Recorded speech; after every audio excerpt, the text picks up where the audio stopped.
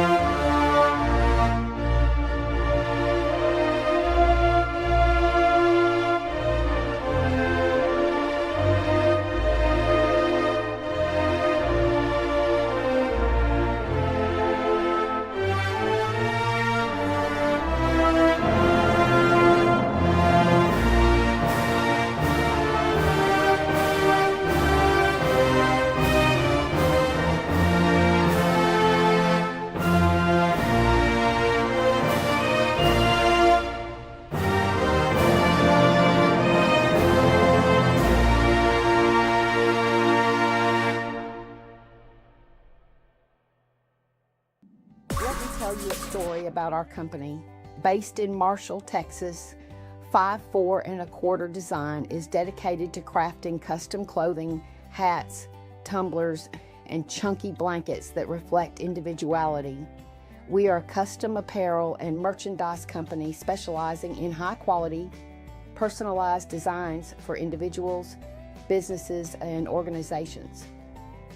From logo shirts and hats to tumblers, blankets, and more. We bring your ideas to life with precision and creativity. Using advanced printing methods like sublimation and direct-to-film, we deliver vibrant, durable designs that stand out and last. Whether you need branded gear for your business, team apparel, event merchandise, or one-of-a-kind gifts, we offer flexible customization options to fit your vision. Our focus is simple: professional quality, fast turnaround, and designs that make an impact. No matter the size of your order, we're committed to helping you create products that represent your brand with confidence. 5-4quarterdesign.com. You can also reach us at 5-4quarterdesign@gmail.com.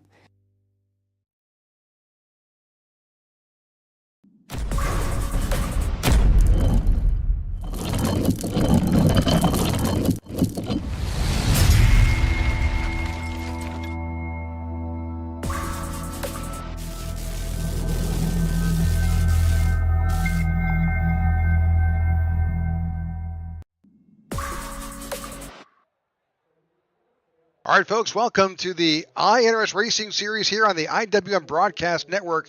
We are live here at Texas for the 5'4" 1/4" Designs 200. I'm Rick Souza here in the booth with with Jeff Needy. We're just looking at Joe and Joe Musso for a second there. So qualifying is underway. We'll get you some information, see who's on track. Trying to make it happen here. Let's get some info with the towers. Let's get some best times by here. Right now, Lucas Gortman is on top so far. Yeah, he's running a 29.52 there. That's a good lap. Not quite as fast as they were. Fast lap in practice was, I think, a 29.3. But that's not a bad lap. Not a bad lap at all. Absolutely.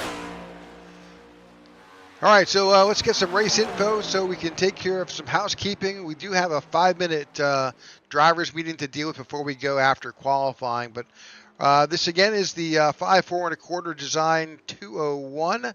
We've got 134 laps. They've got 75% fuel. There is a stage break. I'm double checking that stage break is at lap 44. It'll trip when they hit lap 45. They do have plenty of tires. There's 6 sets there, one on the car to start, and then 5 in the pits. There are no fast repairs, so if you break it, you own it. You got to wait out the repairs or pack up the hauler and gosh, talking is going to be a challenge. Yes. Pack up the hauler and head home. We're guessing right now that fuel window is somewhere around 42 to 45 laps, just putting it right around the stage break this time with no, well, unless there's a caution that flies. We'll just say that. Yeah, yeah. I think most of the guys will try to hit it in one fuel run, other than maybe guys that are running towards the back might short pit and or flip the stages, I guess they call it, but they might pit early just so they can come back out in a better position, track position wise. But looks like it's going to be good. I mean, it's a mile and a half, 87 degrees. Um, the track is in Fort Worth, Texas, and it is a beautiful track and it's a fun track to drive. It's not super taxing on the drivers because it's pretty big. You have long straightaways that you can catch your breath in, and these guys they'll put on a great show tonight. All right, qualifying is wrapped up. We'll pretty much get you some more information once we get that grid for you. But right now, let's talk briefly about where we're at in the point standing. Let's bring up the current point standing here for this series, or not. Let's.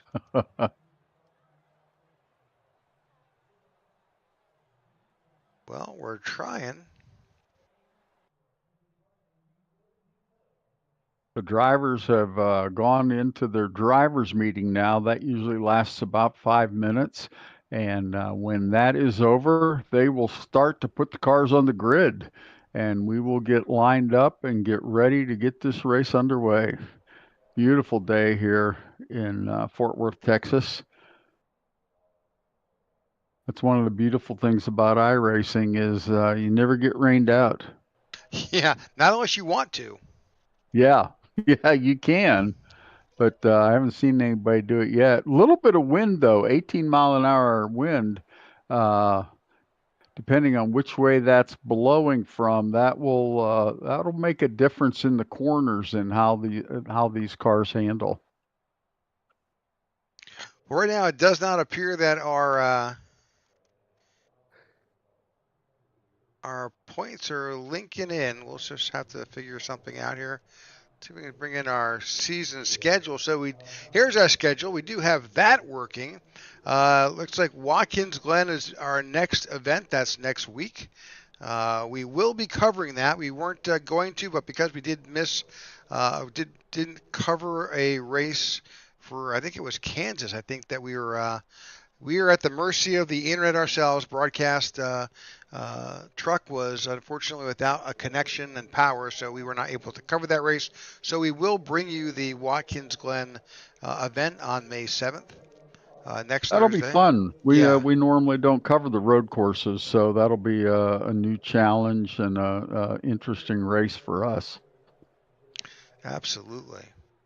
But yeah, unfortunately, you can't seem to bring up our point standings right now, but let's do the old-fashioned way. Let me at least look it up. So we can talk briefly who's on top and see where we're at points-wise.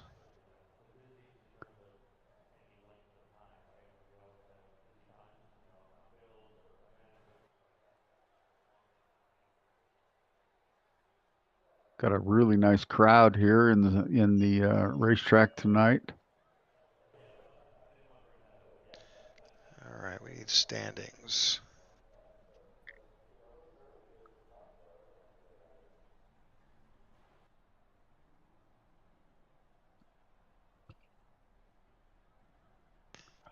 All right, so right now on top is Eric LeBombard. He is out in front of Lucas Gortman by just 22 points, but Jordan Wenzel is right there within 22 points as well. So LeBombard is up there, then Gortman and Wenzel, but they're just really close to each other. Jordan had a great points race last week and really got himself up there, and he's starting up towards the front tonight, I'm pretty sure. And then Eric LeBombard, I think, is kind of finding himself buried in the pack. We'll see as the exact positions when the starting positions show up here in a moment. And then 22 points behind Gortman is Jordan Wenzel, so he's 44 points behind the leader, but really within striking distance of the next driver. So really it's super close at the top between LeBombard, Gortman, Wenzel, Jacob Musso as well, and Grady Gherkin and Kai Collymore. They're all close.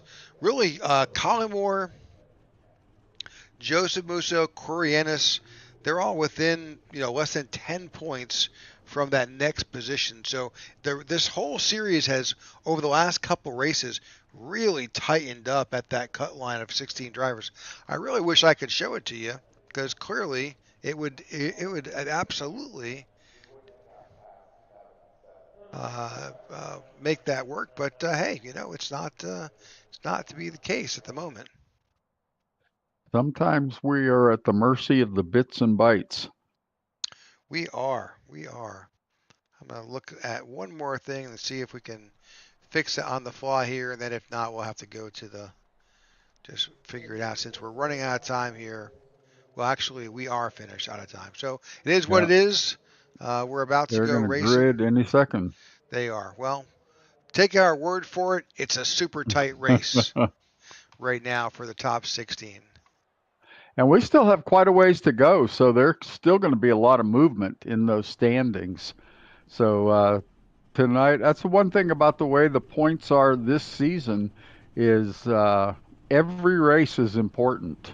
There's no falling back on winning you're in, but you've got to constantly be battling, even if it's pick up one or two spots at the end of the race. That it could come down to one or two spots at the end of the season. Here we go with the starting lineup.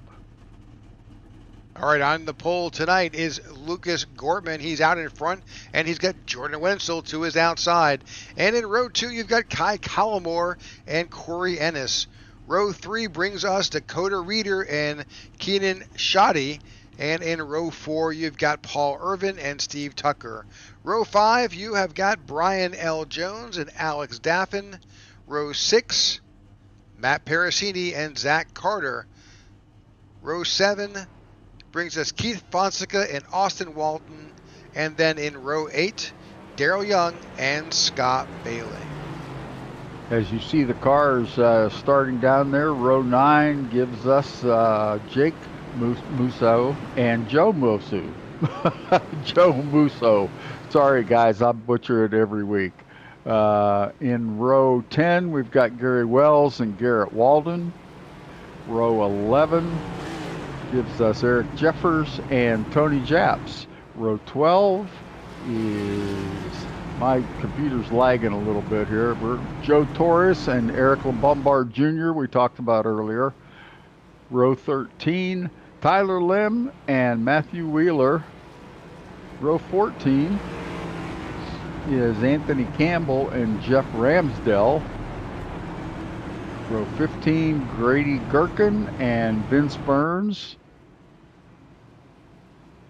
Row 16, Brennan McKee and Eddie Musso Jr.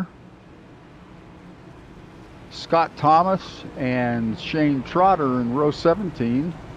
And row 18, all by his lonesome, we've got Josh Douglas there in P35. All right, that's our grid for tonight's event. Let's quickly cover a couple of things. Keys to tonight's race. Tire management. It's absolutely going to be important. Absolutely. One of the things that's key here is I've heard drivers talking this week, the tires hold up really well for 30, 40 laps maybe. So that gets you pretty good to the end of the fuel window, but if you don't take care of your tires, they won't last that long. So these guys are going to have to keep an eye on that tonight. Yeah, and also line selection. Texas is a fairly wide track. You can take multiple lines, but finding what works best for you, whether that's the high line or however you choose to manage to get around. Also, clean air and traffic management. You know, with this 2026 version of this Gen 7 car, side drafting is not a factor like it has been in the past, but clean air is king, and getting out in front and avoiding someone in front of you to keep that engine cool is a good thing. Yeah, absolutely, and that all wraps up in keeping yourself in a good spot on the track. I've heard drivers talk again this week about how there's bumps in 3 and 4, and it's up the track a little way. So a lot of guys will really try to stay low as they run through 3 and 4, and we get ready to go green here. All right, we are green here in the 5.4 1/4 design 201 here at Texas. Got Lucas Gorman out there. He is out in front. He's got the 81 of Jordan Wenzel to his outside as this field begins to fan out a bit. Well, you got 4 wide there. Wow. We did, and we saw that the safer barrier began to bite a few drivers as they worked their way up there. Yeah, it's the higher you get on the track, the more dangerous it can become, especially early in the race.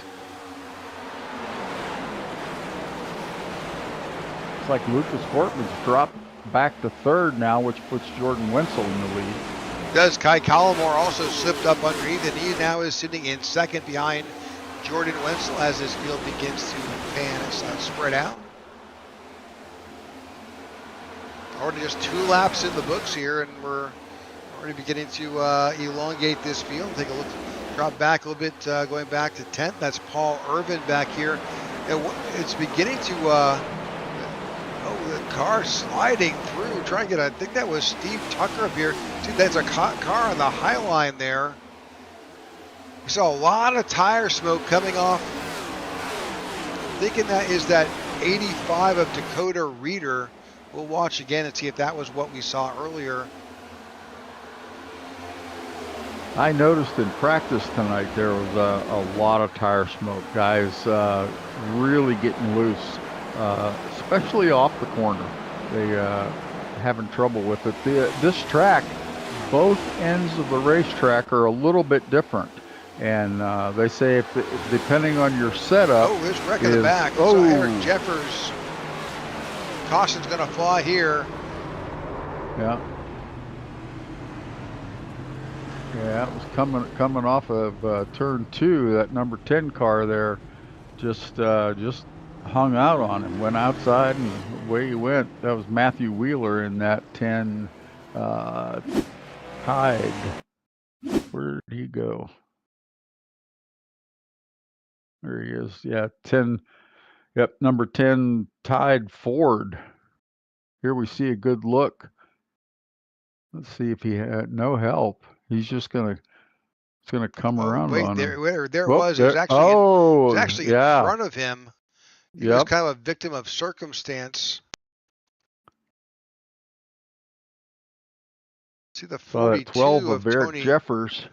Yeah, and also we see 42 Tony Jeffs. Yeah, 42 sideways up there. He winds up nose into the wall there. There's some major damage on that 42. And resulting, the 12 gets hammered.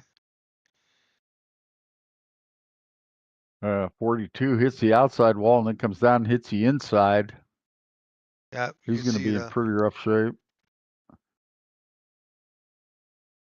Number of drivers involved. 97 there, able to keep it off the wall. I think he's going to need new tires, though. Yep. So Jeffers definitely involved, as well as Jeff Ramsdale, Matthew Wheeler, all involved in that incident. Tony Japs as well. So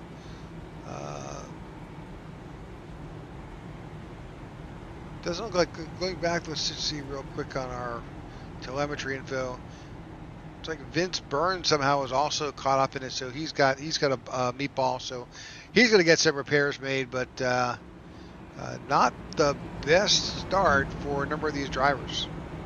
Nah, looks like everybody from 27th on back came in. 26th on back came in to the pits there, so they'll come out.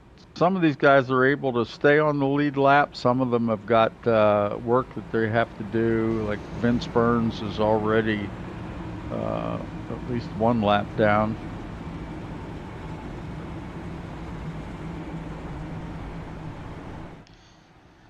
Yeah, Texas, not like the short tracks. You go in for the pits even under caution, you're going to wind up potentially a lap down, trying to get some repairs made. You really need to just get in and get out. Whereas Texas and some of the longer super speedways, you've got some time to make some repairs, get some things taken care of, and then get back out and not lose a lap. Yeah, Matthew Wheeler, we saw that 10 car was involved in that, and he was able to get back out, only a 21-second pit stop. So probably got 4 new tires, topped off his fuel, had a little bit of work done, and was able to get back out there and stay on the lead lap. A couple of drivers still in the pits, the 42 of Tony Japs, because I'm take those 2 major hits.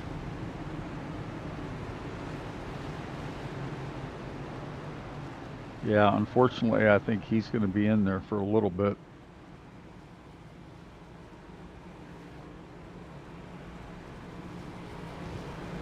All right, well, the lights are off on our pace car. We're in the field here currently on the back stretch.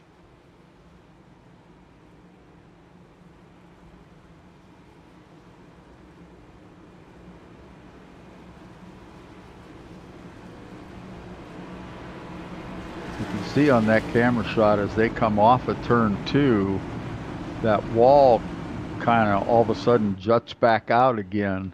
And that's a spot that, if you're not paying attention, can really catch you. You come off that corner and you're quite a ways off the wall and think you're safe. And then all of a sudden, if you get a little bit of a push, all of a sudden you're into it. Absolutely. All right, this race is back in the hands of Jordan Wenzel. He's got Kai Collmore to the outside as we enter the restart zone. And we are back underway here. The Echo Park restart zone here in Texas. They just rescanned this track.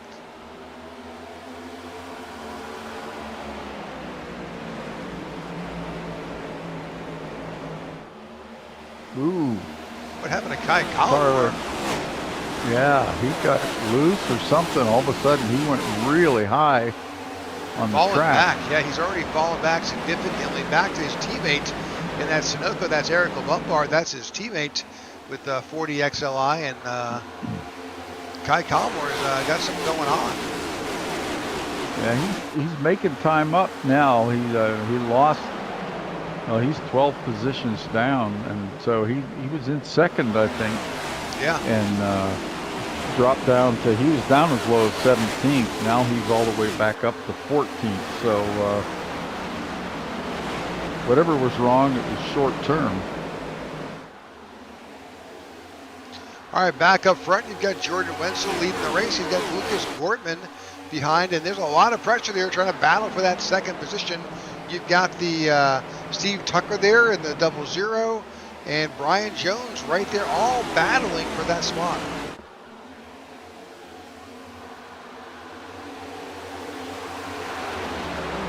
Seem to be a little bit saner in our actions right now. Instead of 4 wide, you see the guys are pretty well lined up single file. Every now and then you get 2 cars battling side by side, but for the most part, everybody content to get in line, see what they've got in their car, see how it's handling, and get some laps in before it gets too racy.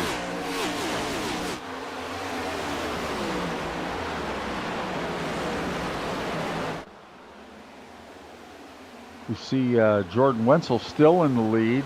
Lucas Sportman was our pole sitter, and he's running second right now.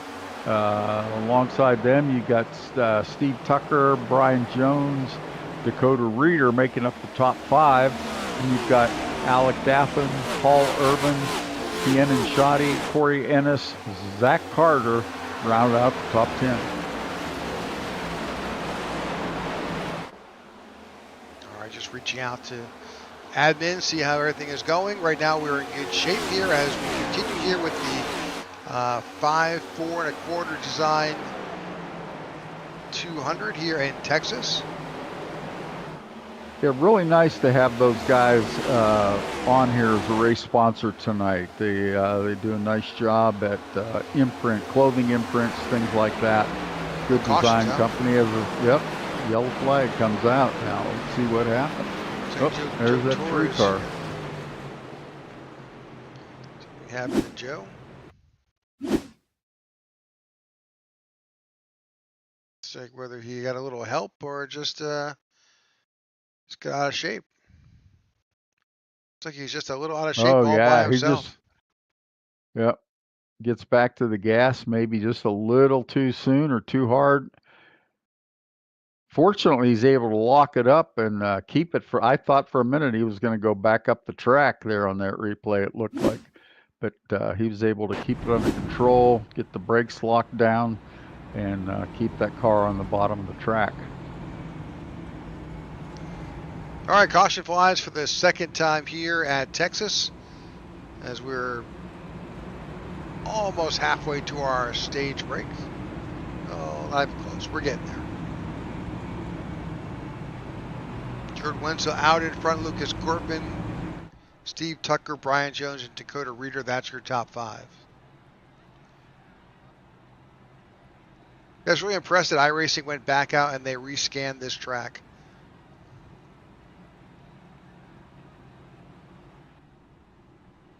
Yeah, I haven't driven it since they've rescanned it. I wanna get out there and do that. See how much of a change there was.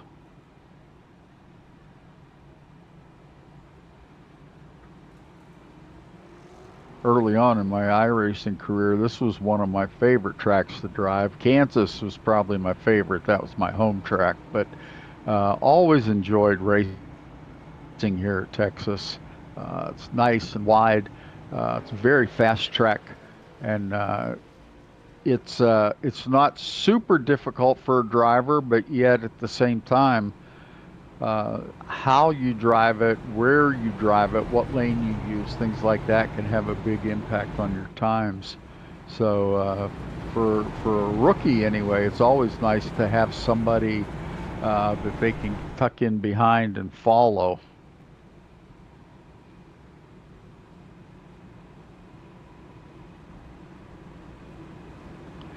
A lot of the times on these 1.5-mile tracks and longer, the inside lane tends to be, not always, but tends to be the fastest way around the track.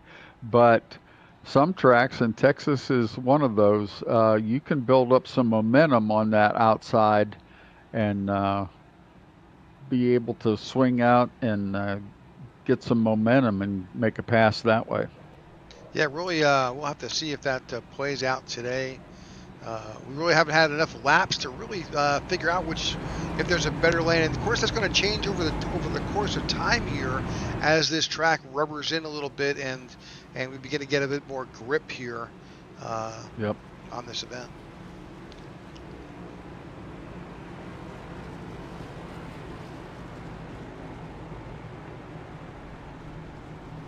Cars lined up 2 by 2 now, getting ready to come back here and take the green flag.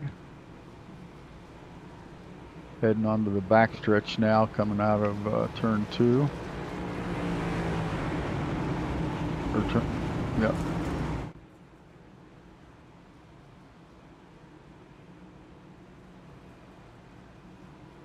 Yeah, our track map is inverted for some reason. Yeah, I on the track, it looked like they were coming out of turn 2, and then I looked up at the track map and I went, "Well, wait a second.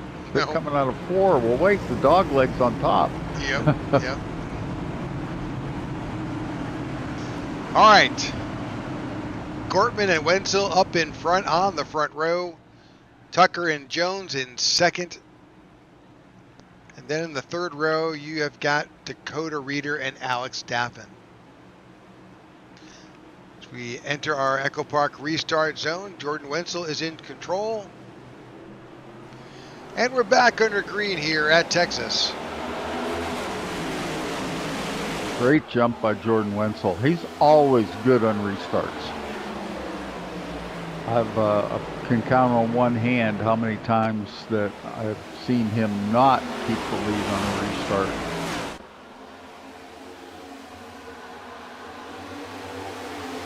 Whoa. There's 00. Steve Tucker making a run down there at the bottom. Yeah, he's got the inside position on the 81. Yep.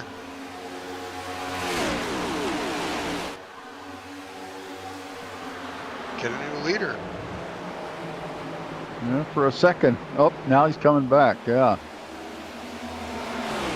It's interesting how different parts of the track, depending on what lane you're in, you can get a run or you can get a little bit of drag.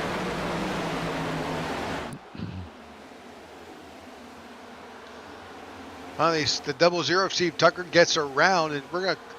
So in our telemetry information, it shows as 00. You're gonna hear us say that on the car, on the paint, it's just 0 on the side there. But don't look at the hood because that shows as a 10. So Steve's trying to keep us honest here as we. Yeah, I'll say. Yep, so on the roof it's a 0, on the door panel it's a 0, on the hood it's a 10. And for some reason my trading paints aren't working right, so on mine he's got a plain black hood. Ah, there you go. Figure that one out. Well, whatever we're going to call him, right now Steve Tucker finds himself out in front here. Lap 20 of 134, just about to the halfway point of our first stage.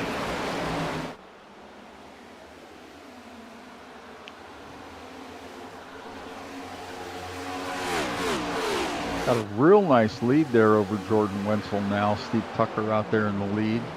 Then you go back to third, fourth, and fifth, and you've got Brian Jones, Dakota Reeder, and Lucas Gortman all kind of tucked in together there, kind of trying to figure out who's going to run where.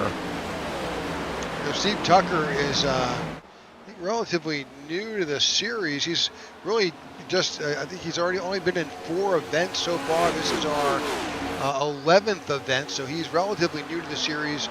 He's pretty far back there in the points. This is a really good showing for Steve Tucker here in the iNRS Racing Series.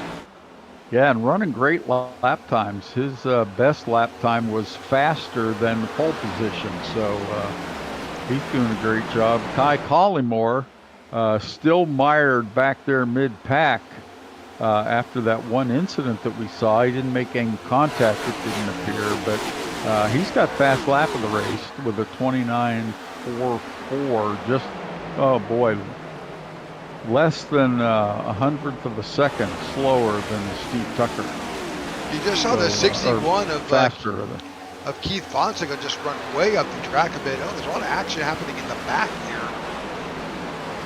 Oh yeah, look at that. They're using up all the track back there. Yeah, a lot of action back here with it's like a race within a race here. And these guys are in the back. That's the 9 of Austin Walton, Matt Wheeler in the 10, and Joe Torres all battling tightly here. They were 3 wide at one point, all towards the back. Yeah, those are the guys that got caught up in that incident several laps ago now, but making their way back up again. It's a slow process, but fortunately they've still got over 100 laps to work their way back up front again. Definitely is a slog for sure.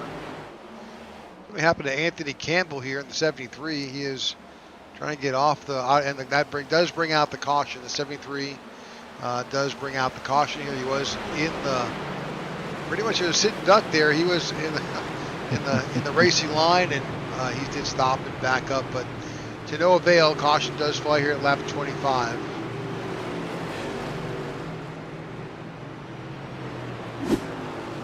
Yeah, and unfortunately that puts him back last car on the lead lap right now. Well, Shane Trotter Shane just went a lap down, so he's been in the pits for an extended time. I'm guessing he must have had some contact with the wall that we didn't see, but that's put him back in 32nd spot in the pits. Yeah, just looking at that replay, it looks like this is he's going around by himself, just got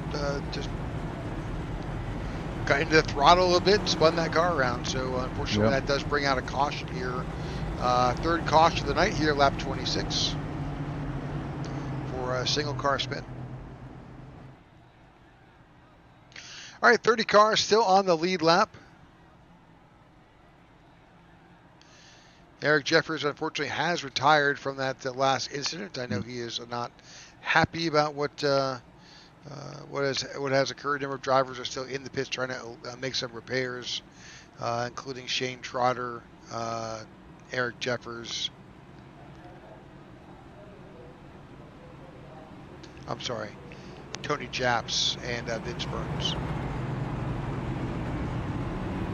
Handful of drivers on pit road: Grady Gherkin, Tyler Lem, Scott Bailey, Josh Douglas, Scott Thomas, and Anthony Campbell finds his way back onto pit road, makes some adjustments in that 73 Chevy to get it back out and back running. But that does put us back at the front here with Steve Tucker and Jordan Wenzel here on the front.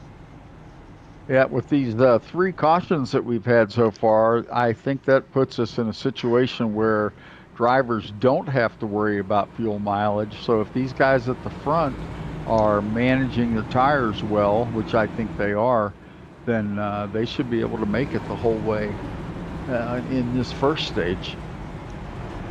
Yep. Pick up some stage points. Yeah, absolutely. And that's the key. Eric Lombard is out in front. He's picked up 55 stage points. In effect, he's basically won a race on stage points. Wow. That's amazing. Lucas Gortman, 50 stage points. He's in second. Then it drops off from there. Jordan Wenzel, we call Jordan's name all the time, each and every week. You've all heard us call it out. He has got only 13 stage points. So he has not put himself in a position to be successful, but he's been successful just running his race. I mean, the man has 2 wins, so yeah, that's pretty good out of 11 races. Yeah. Well, 10 complete. So yeah, one of the interesting things about Texas Speedway, the both ends of the track looked very similar, but 3 and 4 is a faster corner than 1 and 2 for some reason. I think it may be because of the exit. The exit isn't as extreme coming off of 4 because you're going out further into that dog leg, but you've got a lot more on throttle time as you come through 3 and 4, much more than you do in 1 and 2. 1 and 2, you've got a kind of an abrupt end to that corner compared to coming out of 4, and you've got to be able to be patient before you get back to the throttle, and I think that's some of the issues we've seen with guys spinning out. That's part of the issue, is just getting back to the throttle a little too quickly. All right, lights are off on our pace car as the pace car will drop off right here and put this race restart back in the hands of Steve Tucker as he'll bring this field into the Echo Park restart zone.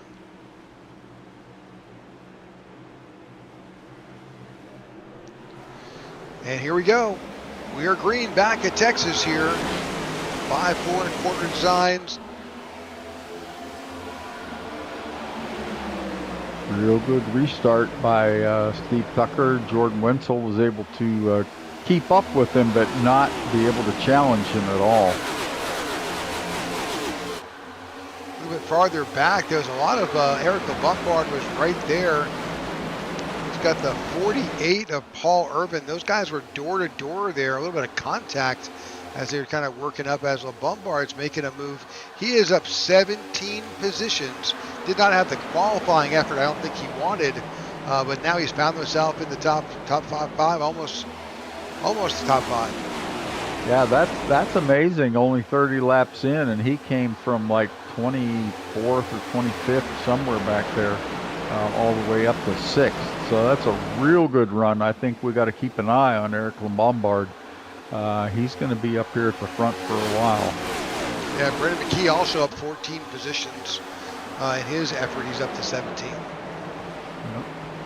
And there you see our leader, Steve Tucker. He's gained 7, so he would have started in 8th spot. Real good starting spot for him, and he's made the most of it because he's been up here in the lead for several laps now. Yeah, he certainly has found his groove here, right there with Jordan Wenzel and Brian Jones, 2nd and 3rd, as Lombard is challenging right now for 5th.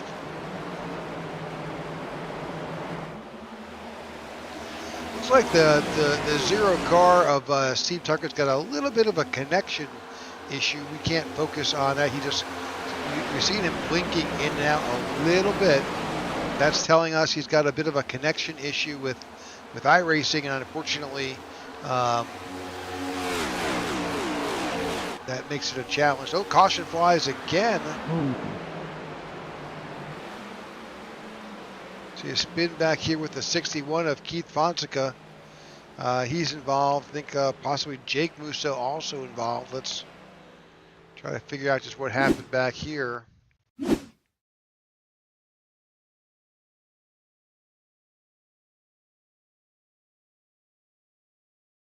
Lost a 25 of Jake Musso.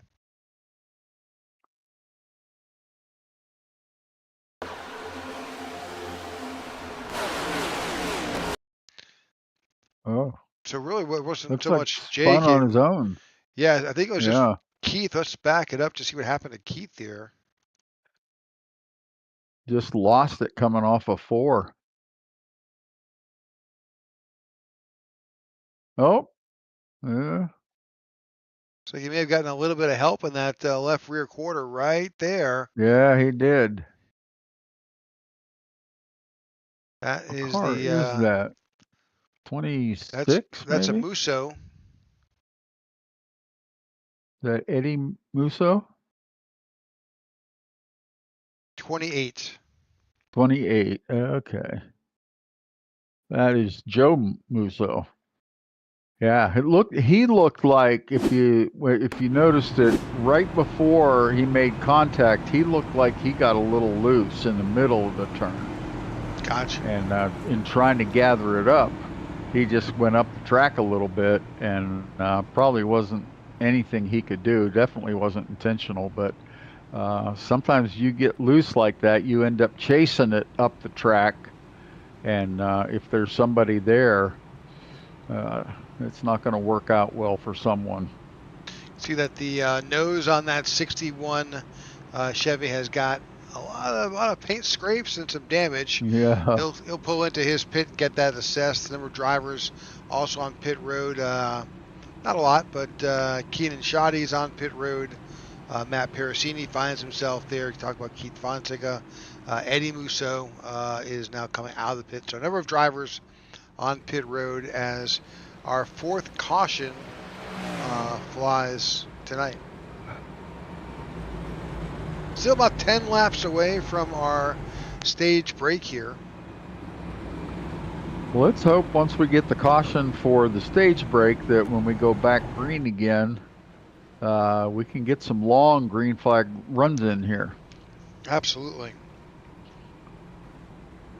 One of the interesting things about iRacing and the way it works is it functions in part as your crew chief, because when you get damage, you see some of these guys that hit the wall or run into another car, and your car sustains damage, you go into the pits, and iRacing will calculate based on real world information what damage you have, and approximately it's going to assign a time value to the repairs on that.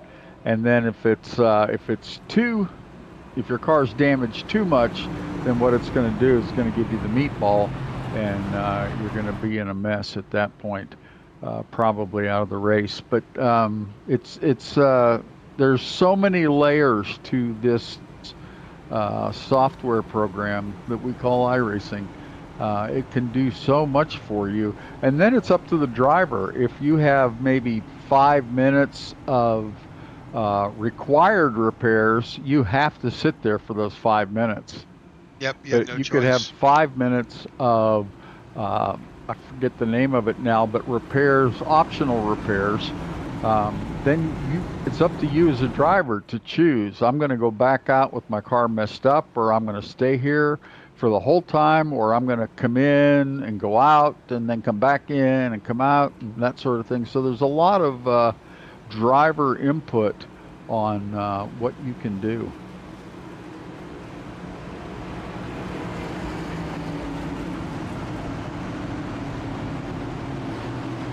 Coming into turn 4 here, and the pace car is going to pop off, and we'll be back green again.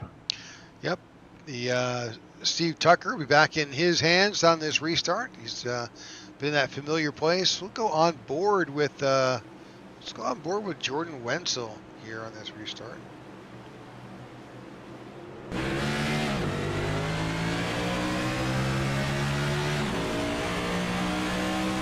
That looked like he had a little bit of tire spin there. Looked like something, yeah.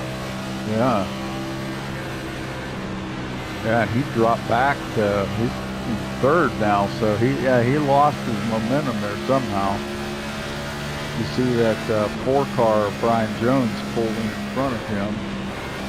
You see he's got a mirror full on the left-hand side there, and in his rear view mirror, the camera mirror. He's got a lot of cars parking up his trunk right now.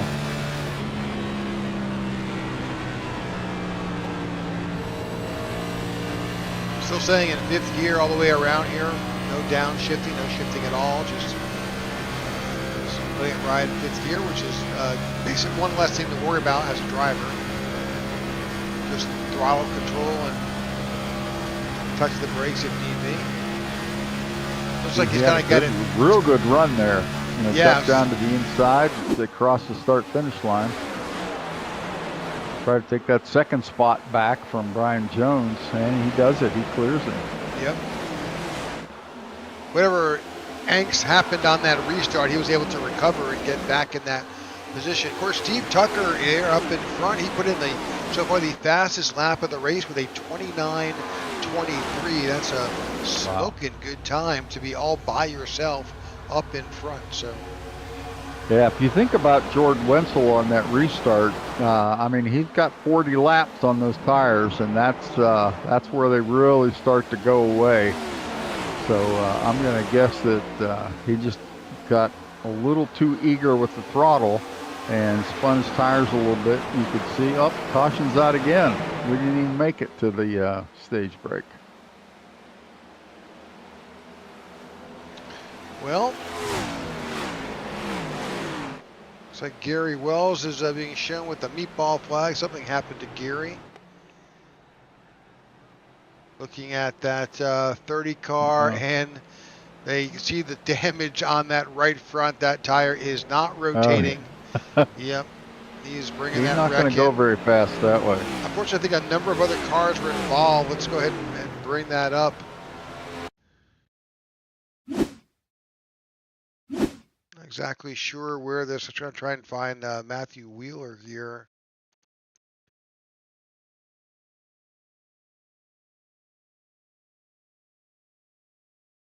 Oh, a little contact with the wall. Up.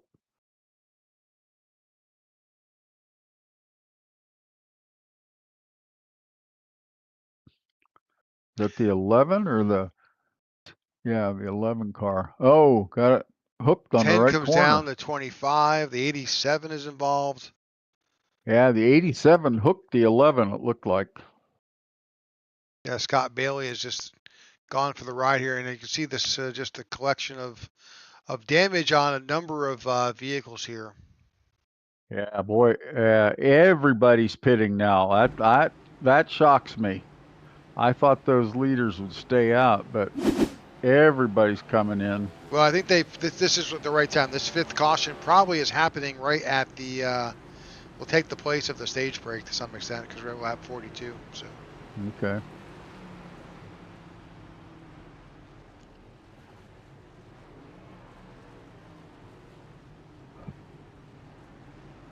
Well, Matt Parasini, Scott Thomas, and Keanan Shoddy stay out and pick up those top 3 positions there. That's likely going to give them a real points advantage on these stage points. Yeah, I'm not exactly sure how that's all going to play out. I'll be the first to admit when that caution flies at or around that stage time, I don't exactly, I don't claim to be an expert when it comes to figuring out just where that will count.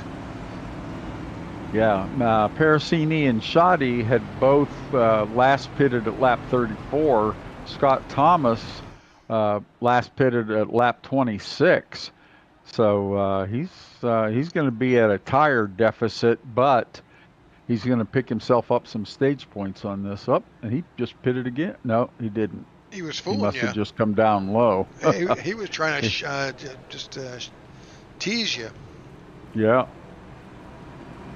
I wasn't watching the track. I was watching timing and scoring, and his pit light came on. And I fell for it. He buffaloed me. He did. Looks like Keith Fonseca will get that lucky dog. He'll pick up his lap here. Gets him back on the lead lap. Number of drivers with meatballs. Gary Wells, that car's got some major damage. Also, Vince Burns is still in the pits trying to get his repaired from an earlier incident. Well, he's been in there 38 laps. That is a long 33-minute pit stop. That's the longest tonight by far. Well, it's our 5th caution of the night here. Flies just around lap 43 or so. See the one of Shane Trotter winds up at the end of the longest line.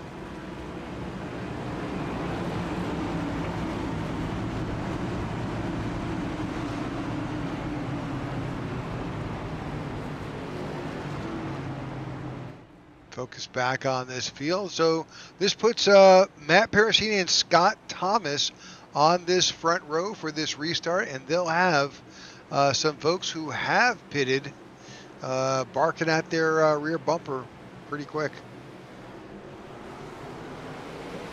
All right, back underway here in Texas. Parasini jumps out to a good jump here.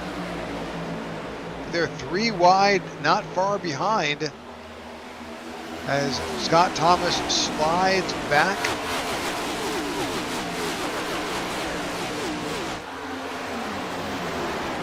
And Lombard makes a charge on the outside there. Steve Tucker is also there right underneath.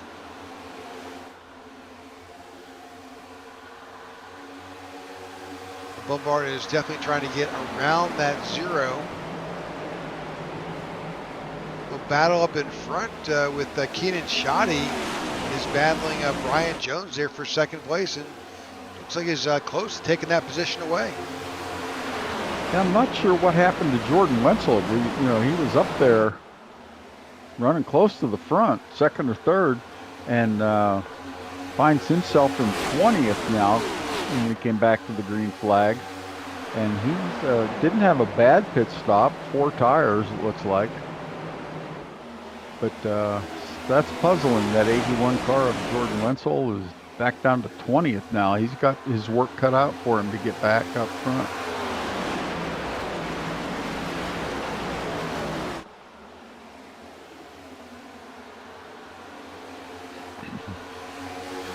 All right, battle continues right now. Brian Jones finds himself out in front.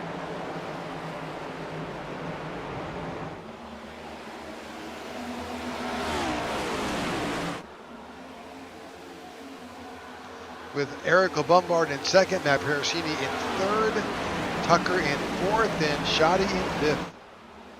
Really, he's put a big gap between himself and LeBombard there. Really surprising. Yeah, he's got almost half a second lead. And you can see what that amounts to here at Texas Motor Speedway. So now that the thought process should be thinking about do you save your stuff for a run later in this race, assuming that it's going to stay green, or you go after it aggressively, gain as many spots as you can, believing that you've already had 5 cautions out of 50 laps, that there's another one coming in 10 laps.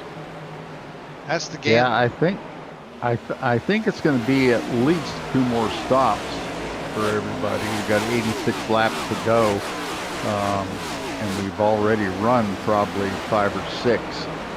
So you're looking at 90 laps. That's a little more, unless we have several cautions again. But guys that bank on the cautions may try to one stop the rest of this race. Guys that really want to push it and run hard, you're probably looking at 2 stops. See that Jordan Wenzel on that restart wound up back in 17th on that. Also, Scott Bailey is serving out. He's got a black flag. I am guessing that may have been either a speeding penalty on pit road. We don't have the details, but that's our guess. That's where we had to put some money. That's what we think is happening back there. So he's got a black flag to deal with. That's going to put him a lap down. It is so easy to get a speeding penalty on pit road, especially on the exit. Out of shape. Matt Parasini was just, he saved it.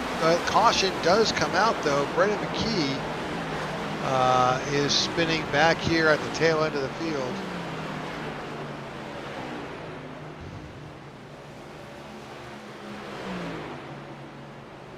But that brings out our 6th caution here, lap 52. Let's see if the 15 had a little bit of assist, or it was just too much throttle and not enough grip. Yep, I think that's exactly what it was.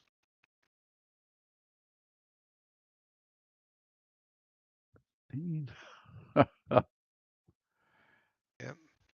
Yeah, heard a driver on the radio talking about the exit of 2 and how tricky it can be.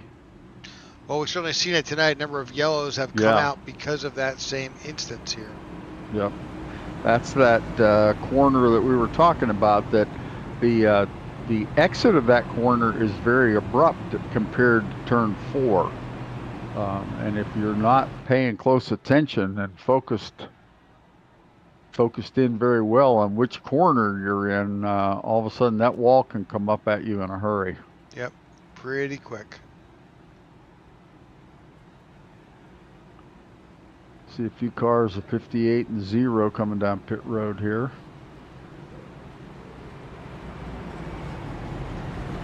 Eric and Bombard and Steve Tucker. That's going to put them towards the back of the field, unfortunately, but still plenty of time for them to get back up front. Yeah, about half the field right now finds themselves on pit road.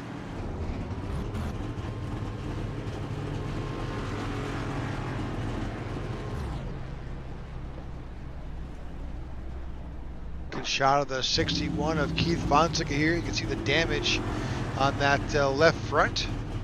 Oh boy. Pit cam, yeah.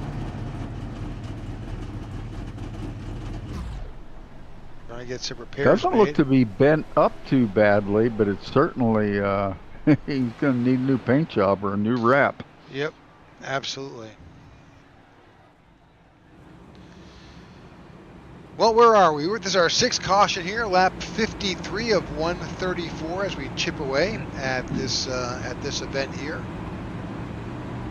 Got Brian Jones holding serve here as control car on this restart, followed by Lucas Gortman, Keanan Shoddy. Kai Collymore has worked his way back up to 4th. He was back down as far as, I think, 20th at one point and has been able to work his way back up. Dakota Reeder will be right behind that row. and alongside him, Alec Daffin. Those will be the first 3 rows on this restart.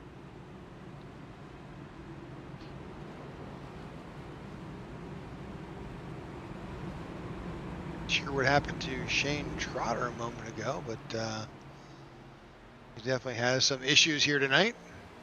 Yeah, he's 4 laps down right now. He's back on the track, but he was in the pits a couple times there, getting some work done, it looks like. Well, the top 4 have changed up again this time. You've got Brian Jones and Lucas Corbin on that front row. Kai Collimore and Keenan Shoddy is in row 2. Dakota Reeder, Alex Daffin is in row 3. And Paul Irvin and Garrett Walden is in row 4. Are in row 4.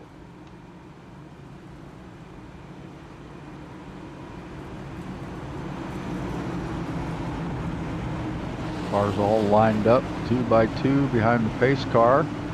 We're coming into turn 4 right now.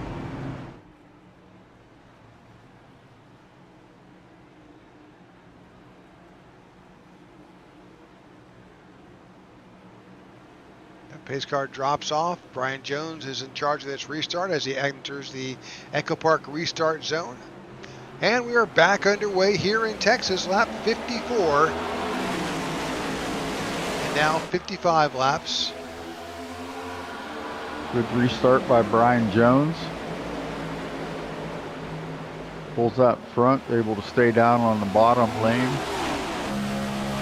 Drifts up a little bit on the exit. That's the beauty of being out in front. You've got clean air and you can take whatever line you want. Nobody's in your way. Nobody's pinching you down or squeezing you up to the wall. And it's a great feeling to be leading one of these races. On board right now with the 39 of Kai Collimore as he tries to work his way around the 45 of Keith Shoddy and sets his sights further on down, but 45 is not willing to say, go ahead, he's not going to give up. And this is kind of what we talked about earlier. Caution's out again. Oh gosh, Zach Carter.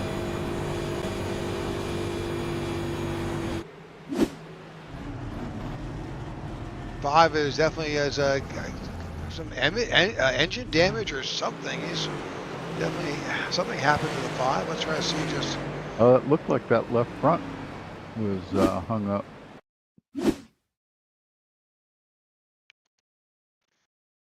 Watch that 5 right there. He's 3 wide. Jordan Wenzel to the outside.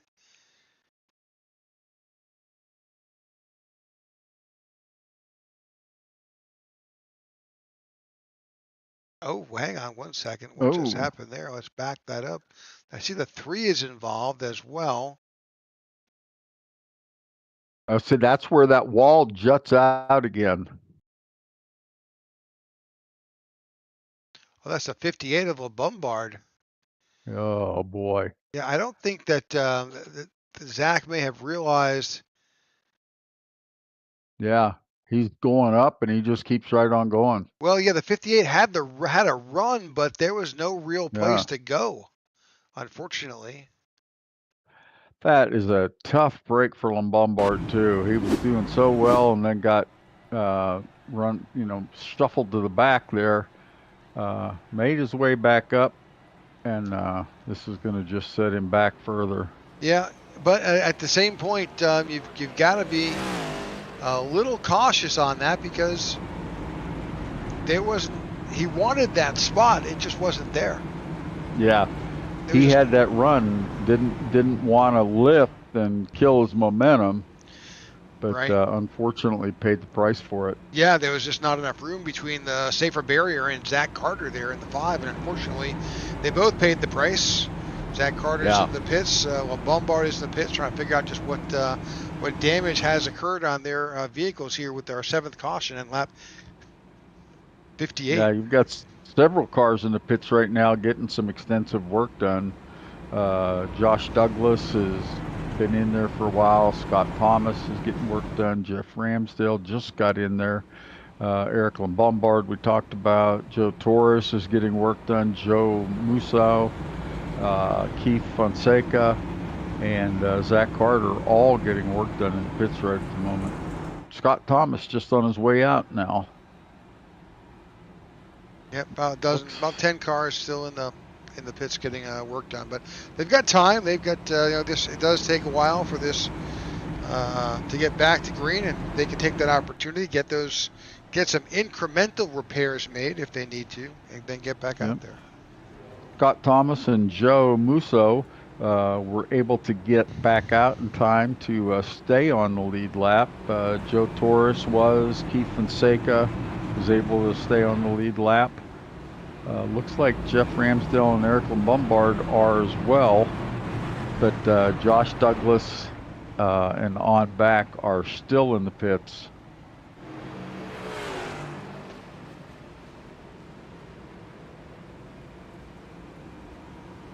Shane Trotter comes back out now. Yeah, Shane's had a tough night. Yeah, he has. He's 11 laps down now, and that's just you trying to make it work. That's a shame for Shane. Yeah. Well, we're lined up 2 by 2 again.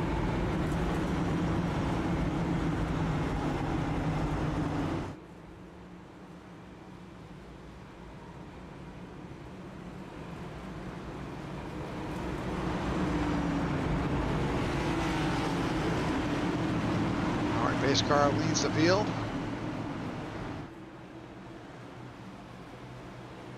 We're now heading out of turn 4.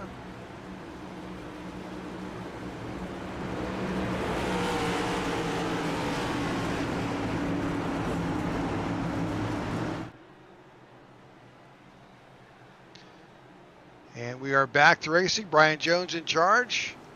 And we are back underway as the green flag flies here in Texas. Boy, that 40, somebody down to the inside there able to save it. I think that was Kai Collmore. Yeah, that was definitely Kai Collmore. But that, he was running up towards the front, and that's going to hurt him immensely there. Let's see where he ended up. He's back in 22nd. So he's up, starts towards the front, runs up to the front, then goes back to 20th. Then works his way back up again, and now he's back to 21st. So tough night for Kai Collmore. If the first half of the race is any indication, though, he's got enough time to get his way back up there again. He was able to keep that car from hitting anything, so he should be good to go. Yeah, just fired right down back in traffic. He's currently showing back in 22nd position here.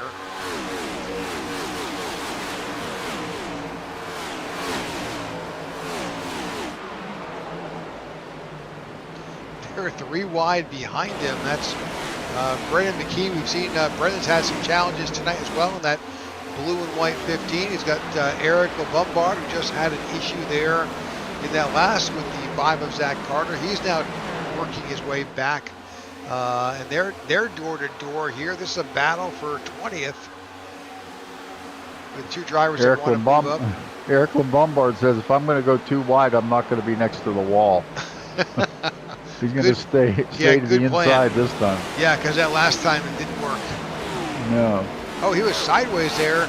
Lombard was basically drifting along there. He's not too worried about tire management. He's just fighting for position at this point. He's got to get back up to the front. Yep. Speaking of the front, Brian Jones is out there just kind of carousing along. He does have Keenan Shoddy right there in second. Lucas Corbin, Dakota Reeder, all these guys, remember the top 10 are single file as they make their way around the track. Jordan Wenzel finds himself back up to 8.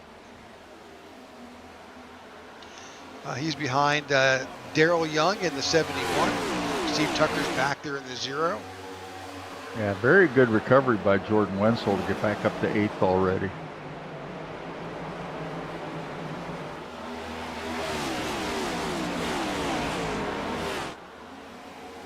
See right now the 46 of Brady Gurkin. He's about to be challenged by the 71 of Daryl Young. See, that's such an iconic paint scheme on that 71 of Darrell Young. Kind of a throwback to some early GT40 Le Mans paint schemes. Of course, it's sitting on a Toyota, which really just kind of... Yeah. It's like he got a little bit hot, a little bit out of shape there. He slipped back a few spots. I think we're seeing that a lot tonight, that it's easy to overcook these corners and you're losing grip. And you're going to see that rear end just kind of slip out from underneath. You know, Brendan McKee, we just talking about him. He's hit the wall. His night may be over. You see the damage. The caution did not come out. Boy. But that front is destroyed. That front right clip is destroyed on that 15 Chevrolet. Yeah, and one of the things sometimes we don't talk about is when you start sliding the car around like that, that gets those tires really heated up. And then it becomes very, very difficult. That car will become tight and just want to skid that front end through the corners. You don't have a lot of grip on those tires. Or you start doing the four-way drift through the corner. And then you're just compounding the problem because your tires can't cool down. So sometimes the best thing to do is slow down for a lap or two, let those tires cool back down a little bit, and then get back into it again. Oh, there's a little bit of contact with the 28 and the 15. Great save by the 15. Oops. Yeah, unfortunately. I may have spoke too soon. Yeah, it was a great save to the initial recover, but you were so far out of shape, as you can see by that damage on the replay, there was no way to recover. Yeah. And that's a tough spot to be in. You're in the middle of the corner and you're sideways, and it's so difficult to gather that back up and stay straight. You saw he was able to gather it back up, but he was pointed at the outside wall when he did, and just not able to slow down and turn enough. Look at your leader. Stayed green. Stayed green. Brian Jones up there. He's in the lead. He pitted last in lap 41, but since then we've had a number of cautions. Normally, he would be looking at pit stop somewhere around lap 86 that's about 16 laps away. Lucas Gortman trying for a pass on the outside.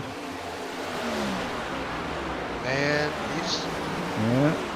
he's tried into that corner. Yeah.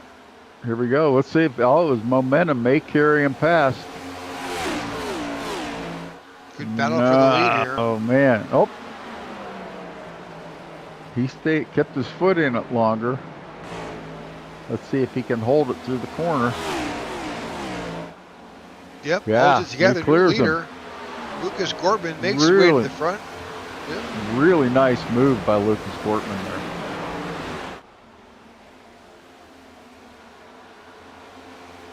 That's one of the biggest challenges. You know, you're right here. You look at. I'm trying to go back and look at when we last. The flag, I think it was lap 57 was our last caution. Yeah, that looks like that's the last time anybody pitted anyway. So assuming that is the case, we still should see some guys coming in sometime around lap 90, is what I'm figuring. Yep. Just assuming we saved enough fuel during some of those yellows that they may be able to tag on some fuel savings there. Yeah, Cannon Shoddy is the one that's in a little bit of a pickle. He and Matt Parasini both last pitted on lap 34. So they're going to be running dry here any minute. Yeah, based on our estimates, he is about to enter the danger zone with how much fuel he's got left and on board. It's something real quick.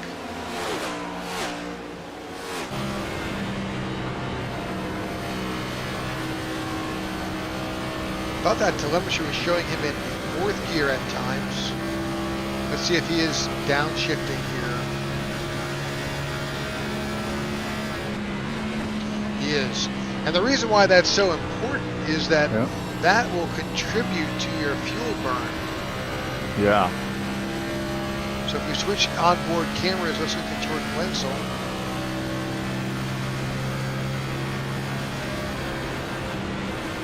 Well, that's going to give him a little bit better of a jump. Oh, caution is out again here at lap 76. Yeah, he did not shift down at that end of the track. Yeah, but, that was. I don't know what brought out this caution. I've got no info on my telemetry. Looking back, I see Keith Fonseca 61 here. car, Keith Fonseca. Well, his front end's all beat to heck. Yeah, but I don't see anything that brought out that caution. So.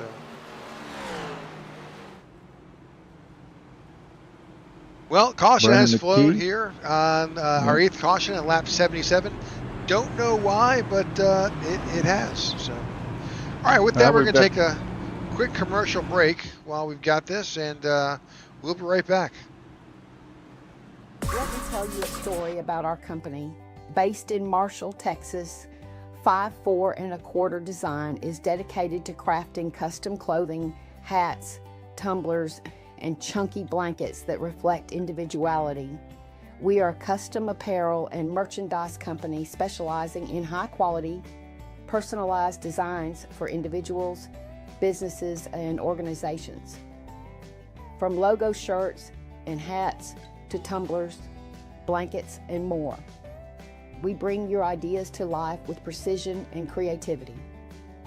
Using advanced printing methods like sublimation and direct-to-film, we deliver vibrant, durable designs that stand out and last. Whether you need branded gear for your business, team apparel, event merchandise, or one-of-a-kind gifts, we offer flexible customization options to fit your vision. Our focus is simple, professional quality, fast turnaround, and designs that make an impact. No matter the size of your order, we're committed to helping you create products that represent your brand with confidence. 5-4quarterdesign.com. You can also reach us at 54quarterdesign@gmail.com. All right, welcome back to our broadcast. Lap 77 here for a caution here. We're not sure why, but caution did fly for the 8th time tonight. Everybody here at lap 77 was on pit road. Yeah, and the interesting thing about that is that puts everybody now on the same fuel and tire strategy. We had a lot of guys that had done different things. We told you about a couple drivers that were pretty close to running on fumes, that they needed that caution, but a lot of guys that had pitted only 20 laps ago, everybody came in, so now everybody's got the same amount of fuel and everybody's got new tires. I'll tell you the value, the big winner there out of all of this is really Keenan Shoddy. He did not come in that earlier at lap 41 or 44. He had stayed out and took the position, and now that has paid dividends, because here at lap 79, 80 with just under just about 55 laps to go, he's now sitting in 3rd. Well, if we can make it green the rest of the race, everybody's still going to have to stop one more time. So that's there's still some strategy moves to be made. When do you pit? Do you take 2 tires, or you're probably going to want 4? So it's going to be interesting to see how this plays out. We've got a lot of fast cars. Some of them are up front and some of them are back a little ways. So we've got like Eric Lombard back in 14th, Matt Parasini 13th, Kai Collingmore's in 11th. So you've got some guys that we've been talking about tonight as they've been running up front. Back to green we go.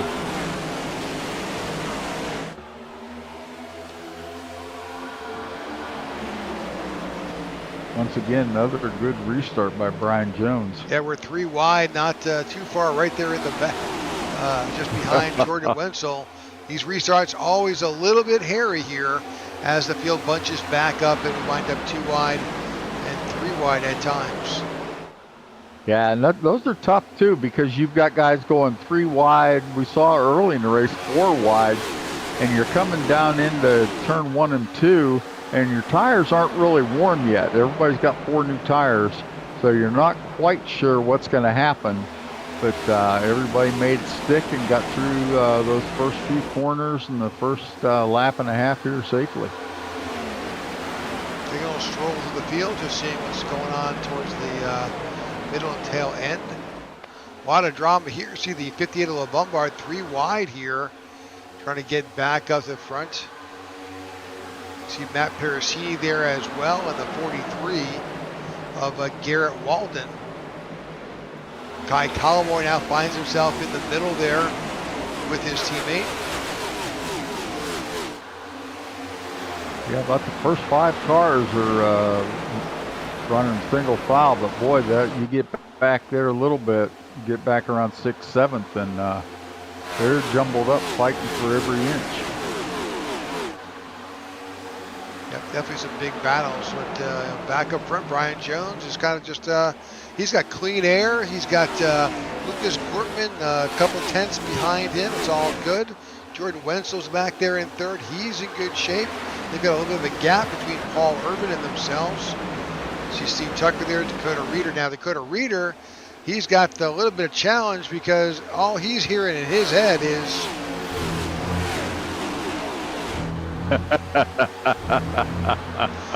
as Lombard chases his down. Yeah, something happened to Keanon Shoddy. He's dropped back. He was up around 8, and he's just slowly dropping back. Up now, all of a sudden he went from 16th to 12th. I don't know if the guys around him had an issue or what, but maybe timing and scoring had an issue. But he's running right along with Kai Collymore right now. Those 2 guys trying to find their way back to the front again. Zach Carter. Oh, Carter spinning right behind him. It's Alex Daffin. He holds it together. Caution does not come out. Oh, right in front. The one of Trotter. Oh.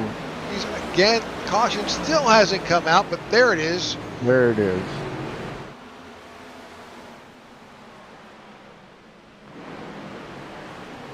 Yeah, I think timing and scoring, our track officials were trying to keep it green, not jump and throw that caution too soon.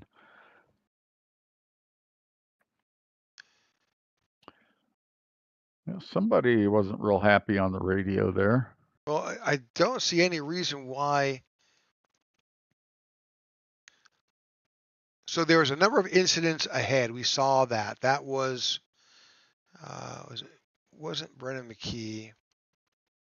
That one right there that we were looking at, that's Shane Trotter. We've talked about him having an unfortunate night tonight. He was caught up in that. Yeah, we saw Alex him right there in the middle of the screen. Yeah, we saw Alex Daffin getting loose here. He's got some contact with the 27 right there. There's the 27 kind of drifted up and unfortunately made contact with the 84. That's the 94 of Parasini. He got a little bit of a problem there. So the 73 squeak by. Oh. And then 27 just winds up in the wall. That's Corey Ennis. Yeah. He's not happy there. But looking back to Shane Trotter, all this is happening in front of him. And he tries to avoid what's happening. And unfortunately, Scott Thomas gets a little bit of it. And then the 27 just can't get a break here. He got tagged also by the one.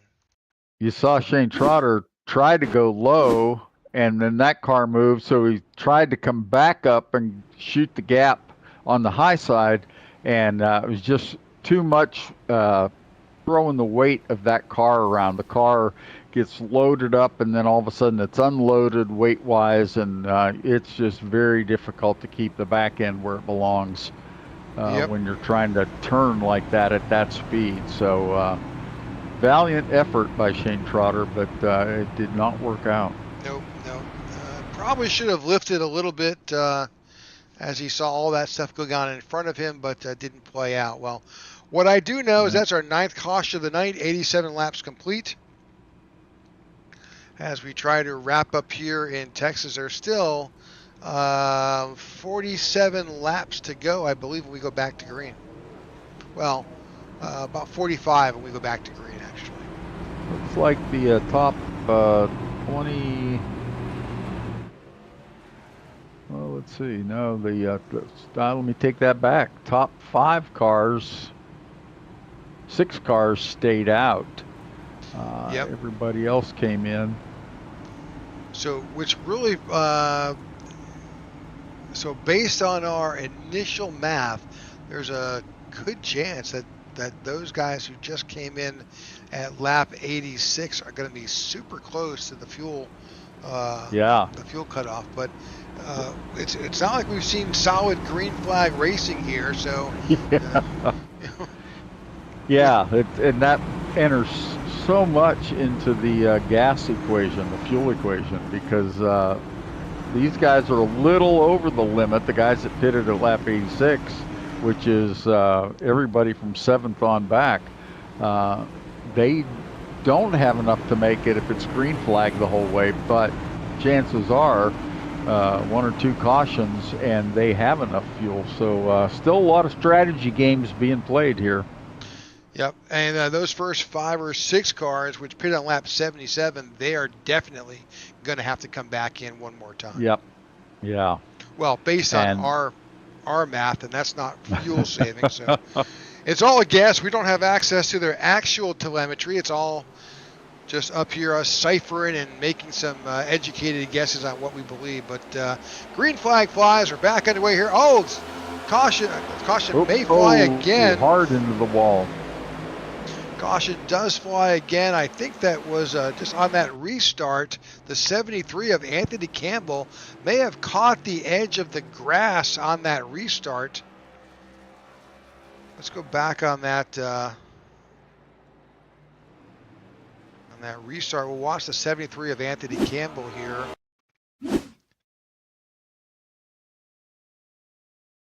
You see the pace car drop off.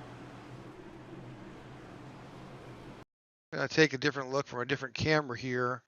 We're watching that 73. He has a good spot. He's right now sitting in 9th at this point on this restart. Yep. It's so easy to catch the grass on that tri-oval, though. Well, and he may have a little bit of help. See, the 85 is coming up on him. There's a little tap in the back saying, hey, get moving. So see the 73, he's there. But right here is where they begin to cut the corner, and he goes a little bit too deep, gets his tires, his left side down in the grass, and that just unsets the balance, and boom, there's that inside retaining wall. Ooh. Yeah, he hit that pretty good. Yeah, I don't think there was any damage. Just like Jeff Ramsdell will get that lucky dog. He'll get a lap back. Get back on the lead lap. I think he is 1 lap down. So that our 10th caution helps out Jeff Ramsdell, and he'll get back on the lead lap for the 97. And that Cornflakes Ford. I'm so used to seeing that Cornflakes paint scheme on a Chevy.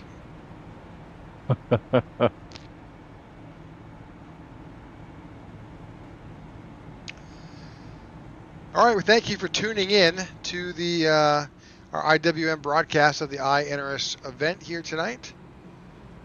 Get an opportunity. We would certainly appreciate you if you could click on and subscribe to our channel. It looks like, unfortunately, Jeff Ramsdell got a black flag because of that off-track excursion. Unfortunate for the that just adds insult to injury there for that 97. Yeah.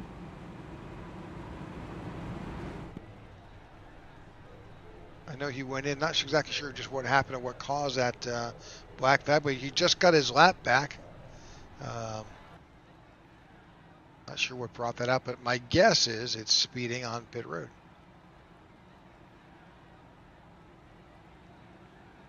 Yeah, it looks like they're holding him.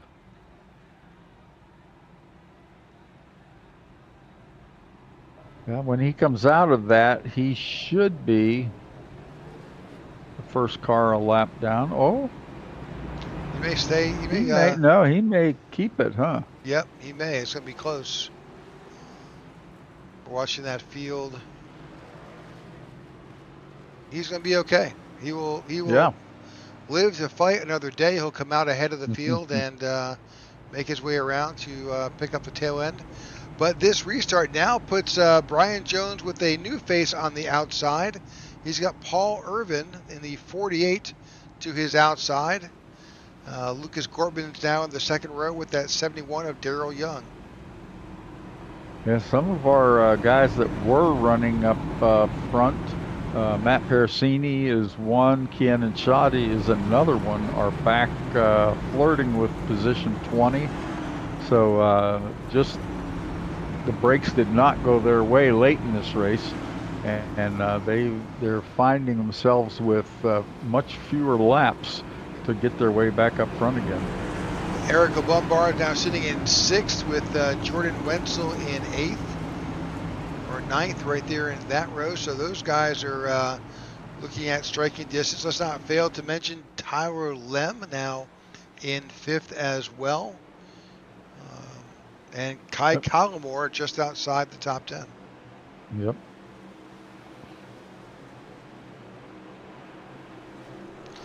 All right, green flag flies again here at Texas. We're back underway, just 42 laps to go. Oh, already a big wreck. Oh my, guys. Big wreck just happened here. A lot of guys involved. I think, let's go back and see just what happened. I think Garrett Walden, Jake Musso, Keanon Shoddy involved, Keith Fonseca, Joe Torres. Yeah, that happened at the back of the pack, it looks like. Yeah, I'm not sure I'm right where I need to be at the moment, but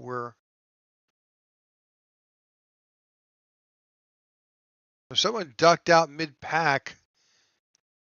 Yep. Oh no, I'm not close.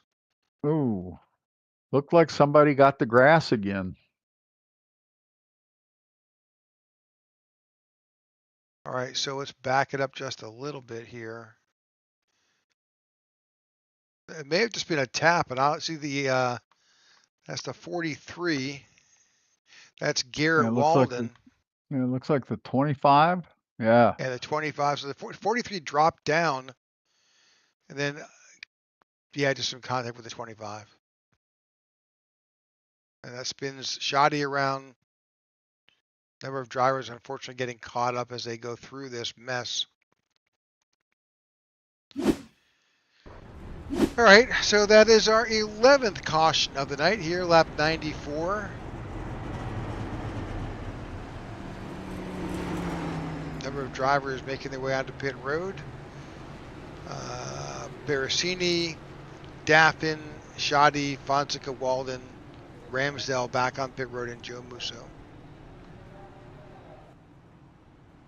Well, Brian Jones just creeping around out there on the track all by himself right at the moment.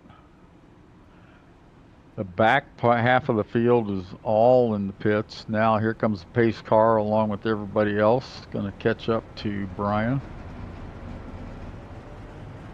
Pace car showing off there, driving right through him.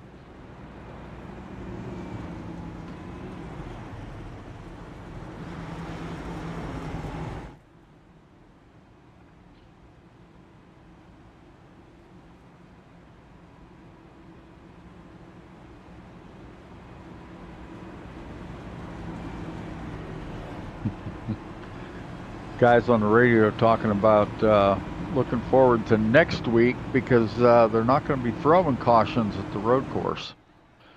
So they'll not full course cautions anyway. Nope. And, yeah, we rarely see.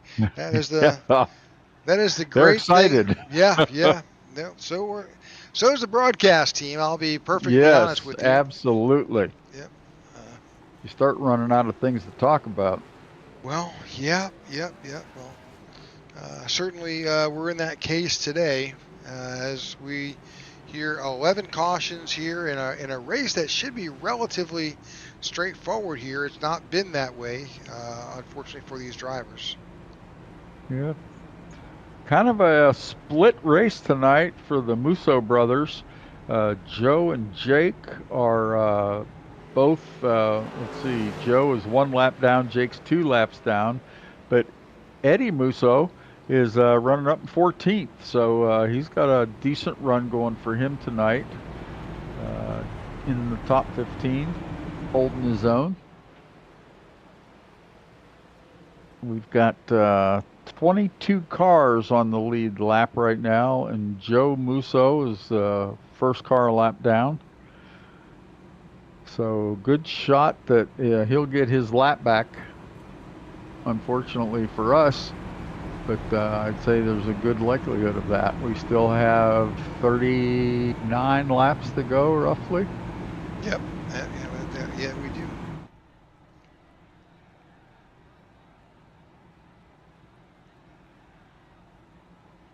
Right.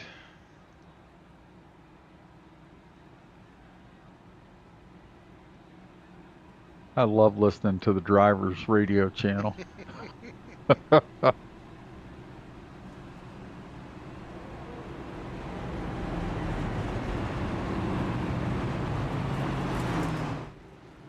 Oh, well, cars are lined up 2 by 2. Brian Jones and Luke Scortman on the front row, ready to take us back to green in a little under 1 lap.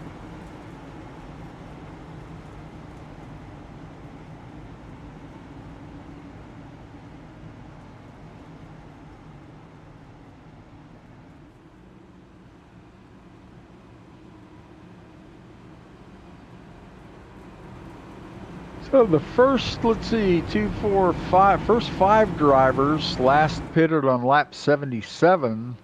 So when we go green, they're going to have 20 laps on their tires. And then from there down, lap 86, all the way through position 14. From 14 back to 22, they last pitted on lap 93. So they've got fresh tires, enough fuel to make it to the end. So this is going to be interesting. Guys like, I'll tell you who to keep an eye on now, Jordan Wenzel and Kai Collymore. They have shown how fast they are tonight. They pitted on lap 86, so they've got a decent chance of being able to make it on fuel. They sure do. All right, Brian Jones out in front. Good jump for him. Right there, there's a lot going on that front row. They were 3 they're wide. wrecking again. 4 wide. Oh, man.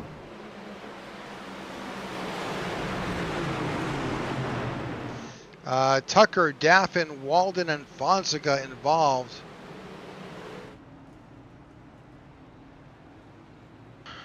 Yeah.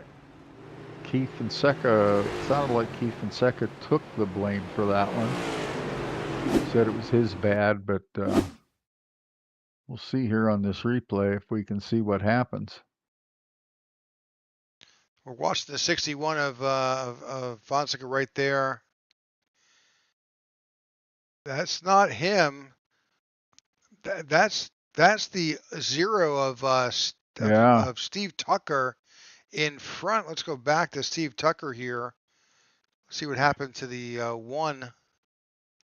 Yeah, Fonseca might not have even seen that happen because he was tucked in behind somebody.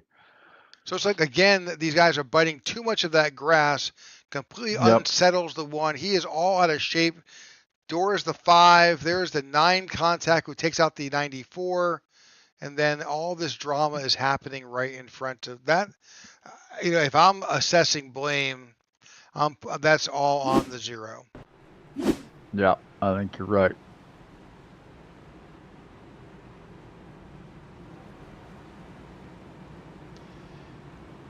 All right, by the time this is done, we'll be at lap 102 or so. 101. We go back to this restart. Number of drivers who pitted last on lap 77, they may, with all these cautions back to back to back, they may be okay. We'll see how this plays out. Those were the guys betting on the multiple caution strategy. Yep, absolutely. I think I jinxed it. I said if we can run green from this point on, said that quite a while ago, and we have not done it at all. Nope, we certainly have not. That's for darn sure. Yeah, it looks like everybody from position 13, which is Kian and Shoddy, everybody from 13 on has gone into the pits.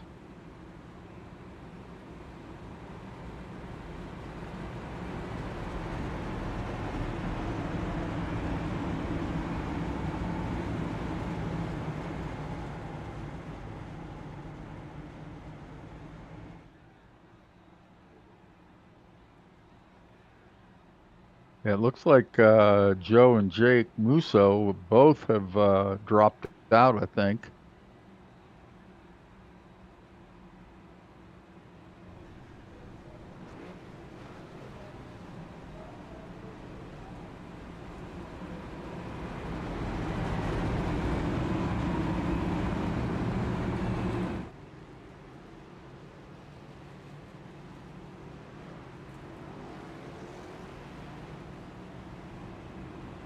As you see, the cars all lined up 2 by 2.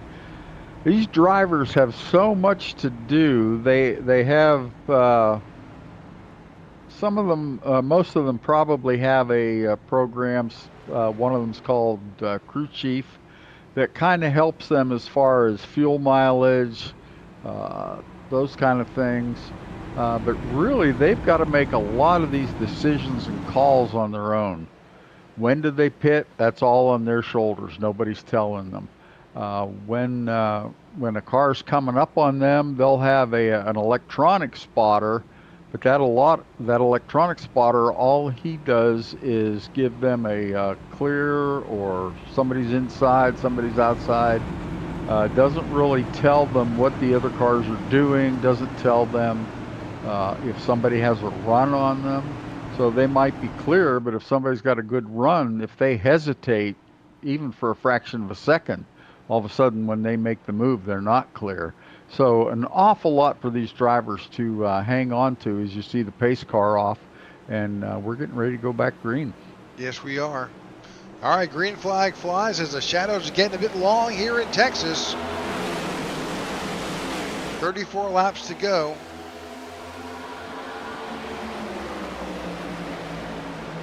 Yeah, you see the front stretch completely in the shade, and the back stretch. We're wrecking again. LeBombard, 99. LeBombard going backwards on the track. Paul Irvin, I think, also involved. Yeah, I think that's going to kill Eric LeBombard's chances for this race. Yep. He is still going backwards. So let's keep our eye on Brian Jones, Lucas Gortman, and Darrell Young, our top 3 right at the moment. And also Tyler Lem back in 6th. They last pitted on lap 77. So are they going to pit now? Or are they going to take their chances on a couple more cautions and giving them enough fuel to be able to make it?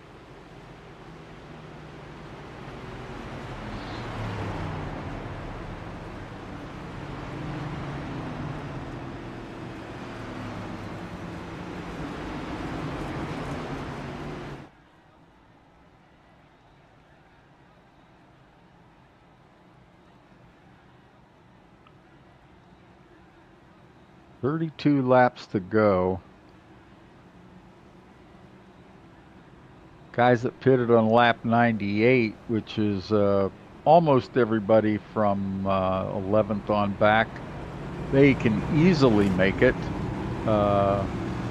positions, let's see, 6 through 10, last pitted on 86.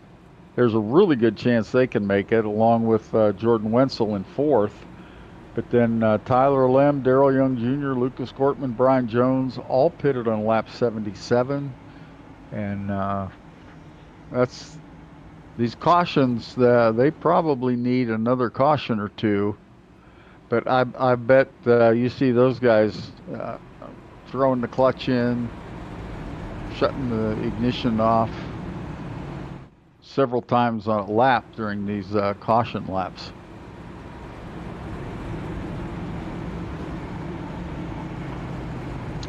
Well, the golden hour is definitely upon us here. Yeah. Also, those people that you see right on the backstretch there, that sun is directly in their eyes. They're not getting much of a view right now. Timing and scoring somehow has lost all of my pit information. Yeah, mine too. Yeah, it just reloaded. So, yeah, it's all good. We'll just figure it out.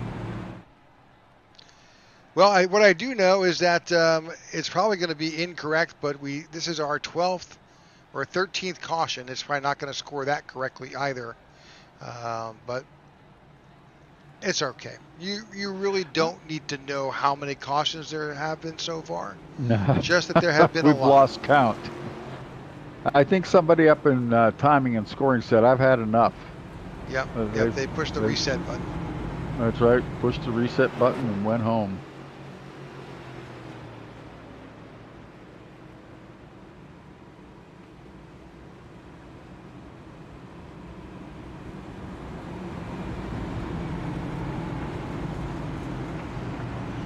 Well, you see the field come out of turn 2, lined up double wide. So a little over half a lap, we'll be back green. And sure would be nice to get a few laps in here.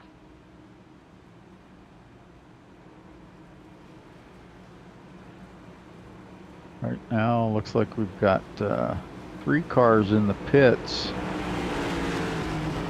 Several cars out right now.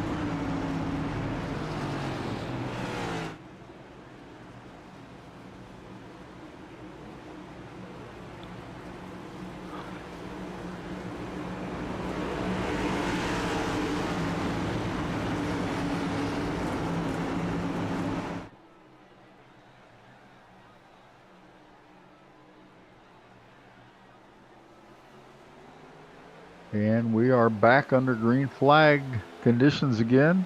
30 to go. All right, at least the lap counts are correct. Are good. There That's we go. positive, yeah. But I'm sure our caution counts are probably not correct. But again, you don't need to know how many awful counts we had of cautions.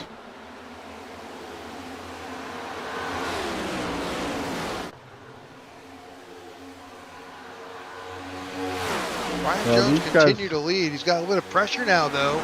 At 71, Darrell Young has kind of made his presence known. Gortman and Wenzel are right there as well.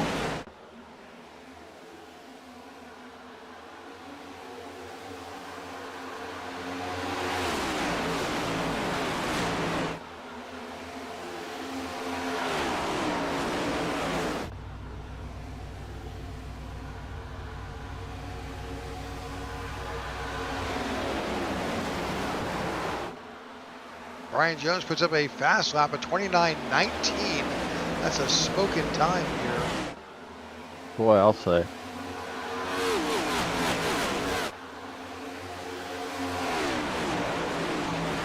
Eddie Musow just had a great save, according to somebody on the radio. I didn't see it, but yeah, the front of the pack staying fairly bunched up now. Guys know they don't have a whole lot of time left. This is the time, if they're going to make a run for the front, they got to run hard right now. Yep, they're running out of time.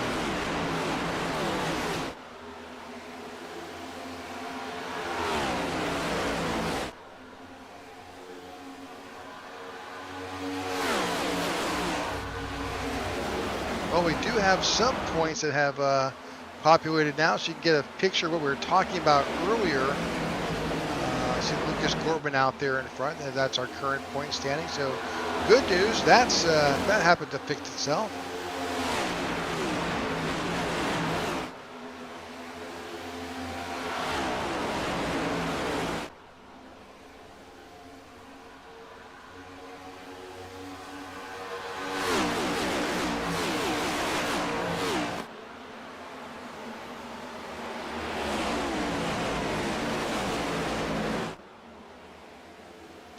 All right, 25 laps to go.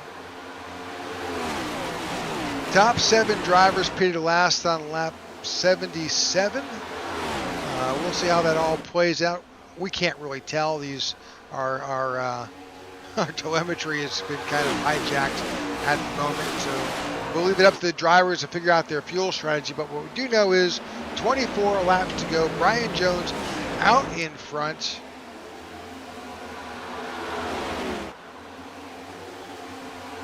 But he's being hunted down by Darrell Young and Jordan Wetzel. And really, it's the same guys we talk about each week towards the end of the race. You've got Grady Gurkin there, Kai Collmore, and Lucas Portman.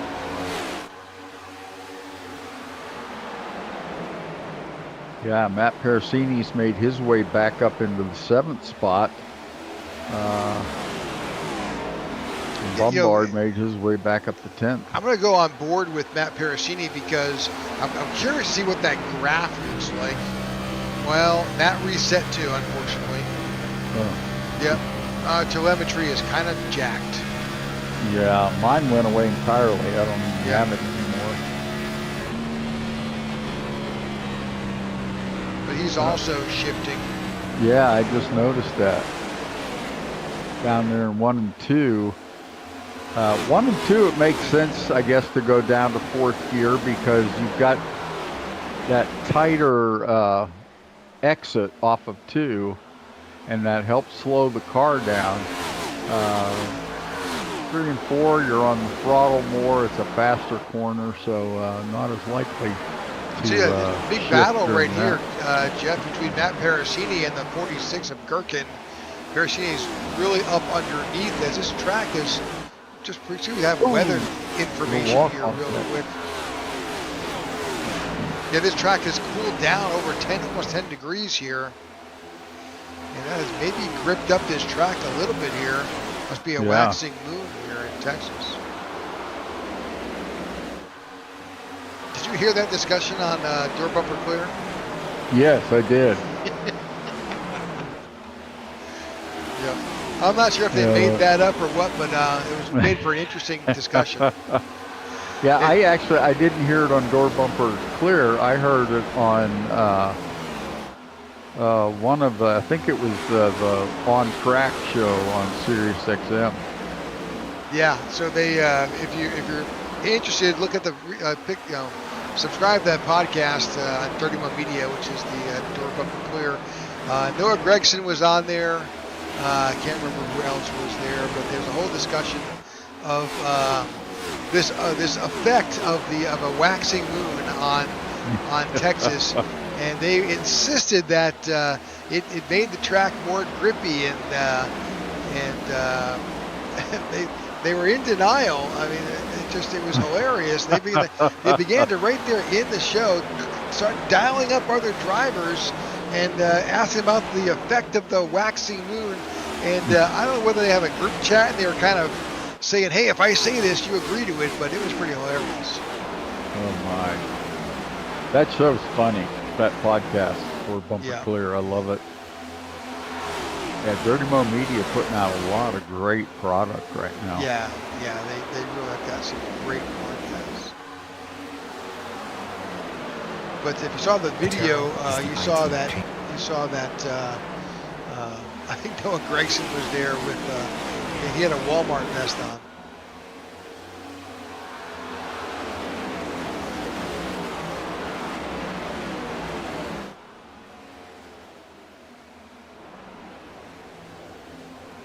I hope he came by that lawfully. I'd hate to see him get busted for.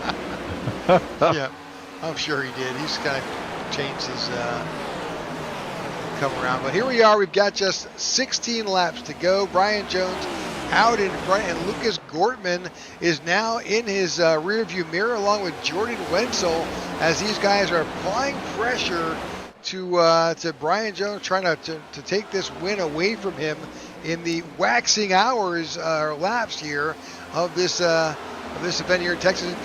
Gortman moves to the outside.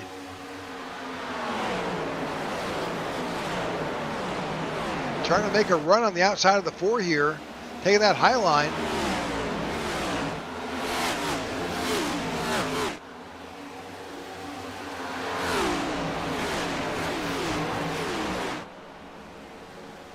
Hey, I just got my timing and scoring back. Oh, there you go. It's all incorrect, just so you know. Yeah, most of the information's gone, but at least I've got the driver's first names. Yeah, that's important.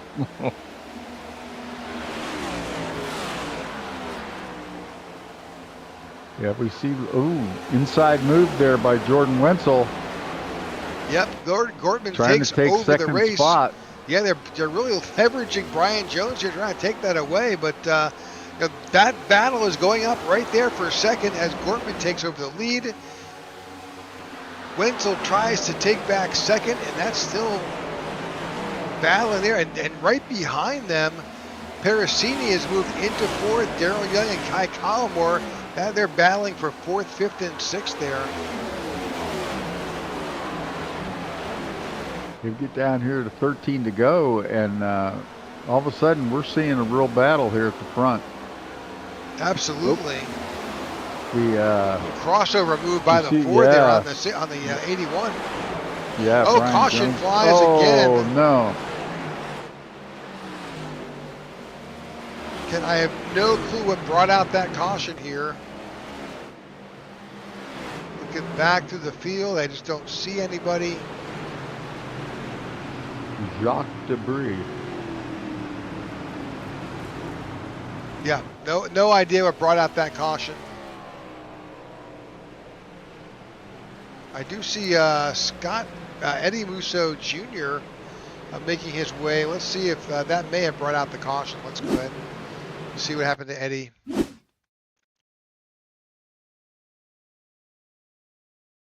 We've seen that. That's the exit of 2. That's the dreaded exit of 2 that has bit these guys all night long. Hey, you get down to the end of the race. Oh man, great job keeping it off. Well, right until right there, keeping it off. Oh, he did it. Kept it off the wall. Unfortunately, he's coming up now. Well, you know what? The only reason that caution flew is because he just came to a complete stop there. But yeah. But no, that lap 2, not lap 2, the exit of turn 2 has really bit a lot of drivers tonight. So that is not our first caution at lap 124 of 134. We would love to believe it was our first caution, but it's not. It's closer to 14 or somewhere up in that area. I believe it's 14. That's our 14th caution.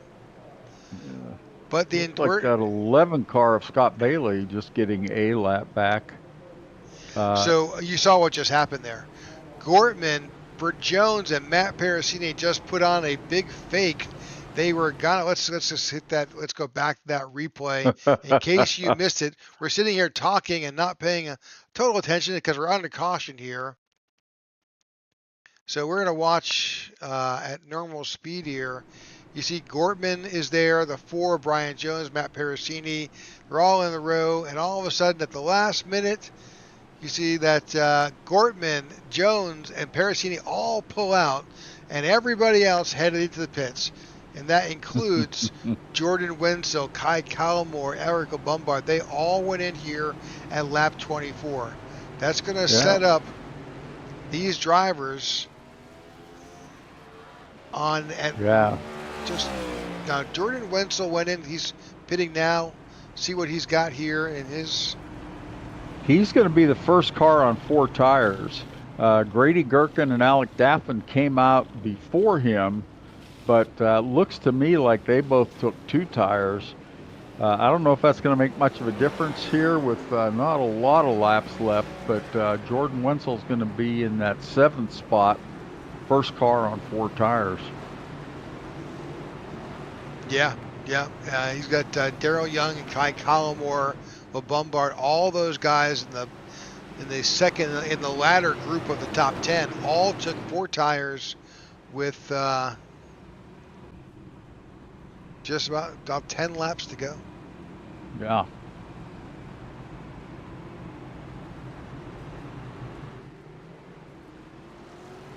Well, the lights are off on the pace car, which means we're going back to green flag racing here in Texas. We want to take a opportunity to shout out our sponsor for tonight's event. That's 5 4 1/4 Design. They are a custom merchandising, t-shirts, logos, travel mugs, tumblers, blankets, anything that you want for your personal or your business use. Feel free to reach out to that group at 5 4 1/4. Before I say it incorrectly, give me a second here to get their right email address.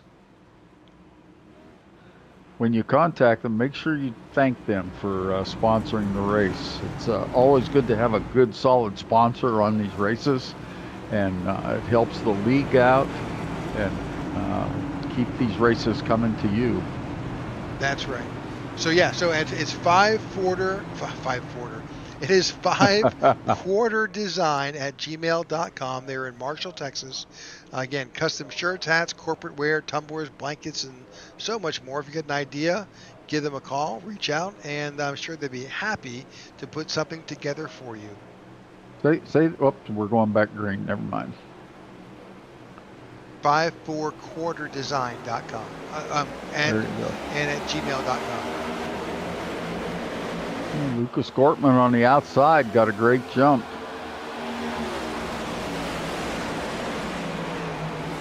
That's good for the 6. He's going to need that as that group is beginning to hunt them down already, I'm sure. Oh, big contact with the wall. Not sure just we're still green. But we're keeping our eye out for Jordan Wenzel here and Grady Gherkin. Those guys were in that last time. Grady Gherkin's made a good jump. He's back up. He's up to 5th. Jordan Wenzel's in 6th. So don't take your eye off their way up. Don't take your eye off Scott Thomas in the 79. He now finds himself up in 8th or 9th. He's up plus 24 spots. Yeah, Lucas Gortman got such a great jump that he's going to be tough to run down. Yeah, we just 7 to go. 7 to go. That's going to be tough.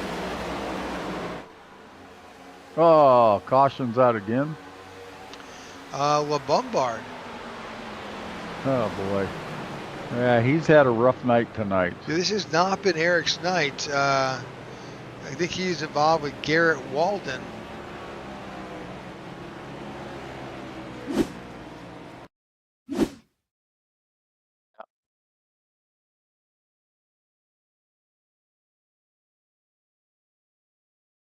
I don't think it's anybody's fault but his own. I could be wrong.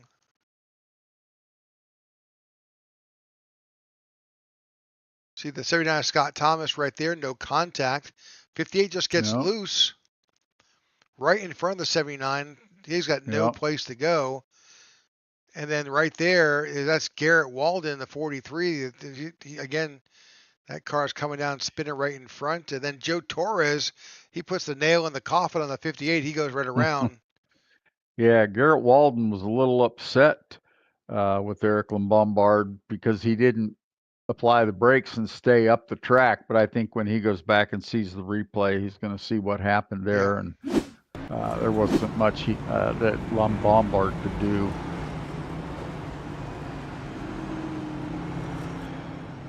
Well, that nice lead that Lucas Gortman had jumped out to is all gone now. Yep. Grady Gherkin and Jordan Wenzel are in 5th and 6th. So that's going to put them in the third row. And they're going to be much, much closer to the back of Lucas Gortman and Brian Jones. Yeah, and this is we'll go back to green probably with just a couple laps left.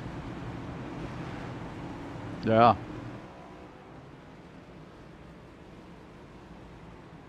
Yeah, it's going to be an interesting conclusion to this race. I don't know if the tires are going to make that much of a difference in 2 laps, but we shall see. It's going to play out right before our eyes.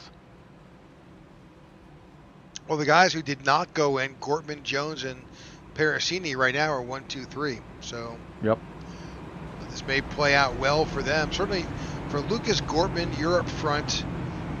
Even if this winds up being a green-white checker here, the leader has such an advantage and really has an opportunity to really run away and not be touchable. It's really a battle for second and third. Yeah, if it's going to be a tires battle, Alec Daffin's in a good spot. He's going to be the first car with that had taken 4 tires on that last stop at lap 124, and he'll be in the second row. So he's going to be about as close to the leader as you can get without being in the lead. So it'll be interesting to see if he gets a good restart, if somebody up front spins their tires. We could see a change, but these guys, everybody's going to be focused on doing exactly what they need to do to put themselves in good position.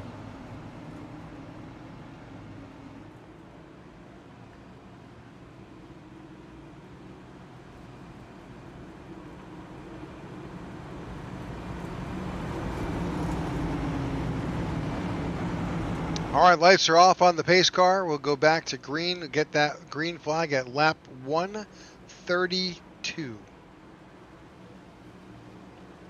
So 3 laps to go when they take the green flag. 32, 33, 34.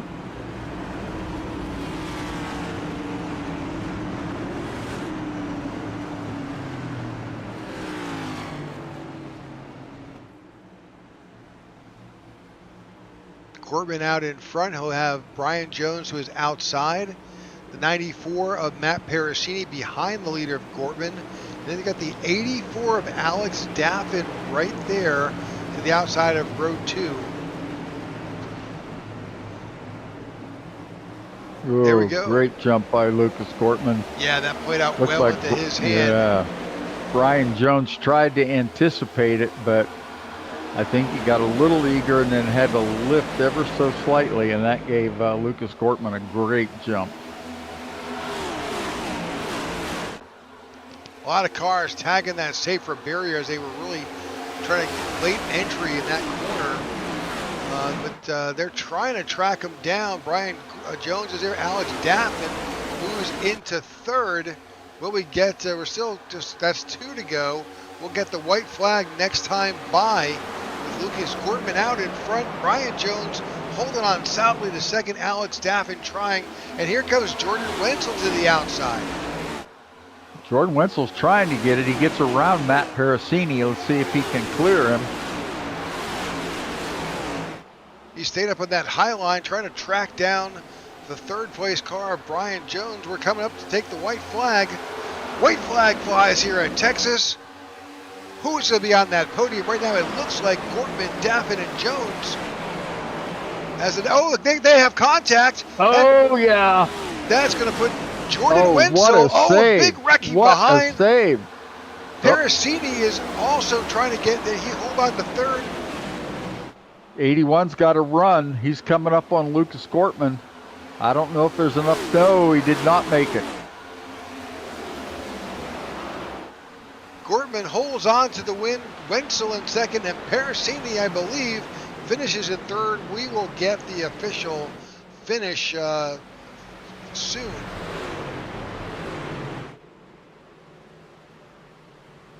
Jordan Wenzel, though, with a great comeback to get second spot, and that gives him another good points night. Lucas Gortman with a great win, hangs up there at the end. There is going to be some angry words spoken from the 84 of Alex Daffin. He is certainly not happy.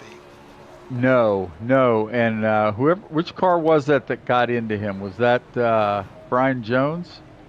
I believe there was contact there. No, Brian Yeah, Jones. and Well, we'll go. I know whoever it was came on the radio immediately and apologized to the 84, and just to let him know he did not mean to do that. That was totally unintentional.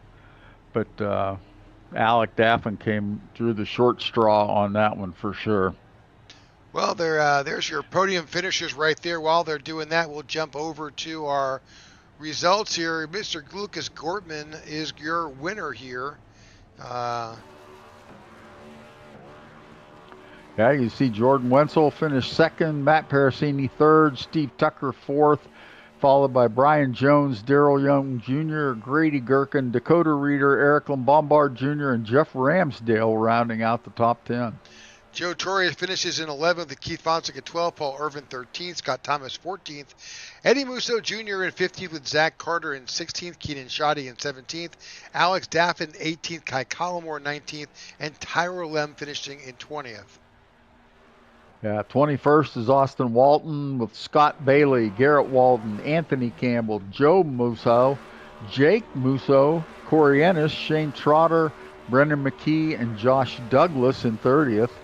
And wrapping up the field, Matt Wheeler in 31st with Gary Wells, Tony Japs, Eric Jeffers, and Vince Burns. Now with that, you also got some hard charger awards going to Grady Gherkin, up 22 positions. Most laps led will go to Brian Jones. Fastest lap of the night goes to Kai Collmore with a 29.107. And Lucas Gortman finishes with the win and the pole. So great night for Lucas Gortman. All right, with that, let's see if he didn't get fastest lap, but he got the first position, won the race, and won the pole. Great evening. Sure. All right, let's see if we can grab Mr. Parasini here and bring Matt into the broadcast booth. Matt, congratulations on your finish. Man, what an odd night here at Texas. Actually, I got to call it what it is. That was a brutal night, period. Yeah. I agree with you. Not our finest hour, that's for darn sure. Yeah, this hasn't been our finest season, guys. I've been around here for 3 years, and I think as a collective, we better start, as a league and a collective, we better start giving our heads a shake, because this is not good quality racing. Yeah, I think there were two things that seemed to cause the most cautions tonight. Guys cutting the dog leg there and getting their left side tires in the grass caused several incidents. And then also guys coming off a 2 and just, I guess, getting back to the gas too soon, because a lot of spins off of turn 2 tonight. That's the tendency with this track and this car, is that for whatever reason, when the independent rear suspension offloads off of turn 2, it seems to make the thing, especially if you have to lift a little bit, it'll make it just snap loose. So, it is what it is, but I was giving guys lots of breaks tonight, and I would give them a break because they were getting loose in front of me, and then I'd get run over from behind. So, I don't know what to say. I don't know what to do. I'm not happy. I'm not happy about a third place finish, because that was really bad, and I feel bad for you guys because we did not put on a good show. Well, I get it, and I appreciate that. Let's thank your sponsors. How about some shout outs tonight? Yeah, shout out to Mike Wheel from Mosh Customs for the paint. I'm real happy that I finally got to talk to you guys and put it in the top 3 regardless. Got a sponsor, thank my wife Leanne. It's her new company, Dynamite Creative Co. is our sponsor this year. We're just getting started, haven't quite got the products launched yet, but it's going to be coming here soon. So really looking forward to that. I have to definitely give the admins of the league a big shout out. They are doing everything that they can to try to clean this up. I just don't know where they have to go from here. I think they're going to have to crack it down even a little bit tighter, but it is what it is. And, as always, thanks you guys for the broadcast. You guys always do a really good job, and we really appreciate it. Thank you so much. Good luck, and we'll see you next week at the Glen. Yeah, you betcha. Thank you, guys. You got it. That's Matt Parasini finishing in second. With that, let's go ahead and grab Mr. Jordan Wenzel, move him into the broadcast booth. Jordan, congratulations. Congratulations on your finish, man. Hard charger towards the end there, man. I know that action was happening in front of you, but you wound up in the right place at the right time. Yeah, I mean, when the entire field is dead, what are you gonna do? There's like I put a lot, or I think me, Scott, and Tony and Mike, we all put a lot of work in this, and 15 cautions is ridiculous. It's like there's no reason we should be having this. Yeah, I think that's the general feeling of everybody involved. It's there's a lot of opportunities to at this point to take a corrective eye to this and see what you guys can do. I know in talking with Scott and you guys, you've worked super hard to try and do the best you can and make adjustments where you can, and it'll all pay off. It just takes time. I'm hoping so, but Texas is like, you go back in the league's history, we haven't had this kind of caution fest in any of these races for this long of a stretch.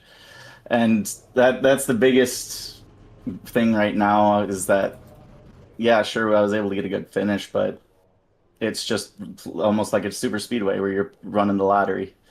Yeah. Well, give us some shout outs tonight for your sponsors. Teammates SFM. I've got Jess and Cameron watching this broadcast, and they were enjoying the soundboard that played when I joined. So, yeah. Sorry for being negative, but that's just the way I feel right now. Well, no, it's no worries. We had another sound when you were making your way back up, and people were seeing you come up. This is what they heard.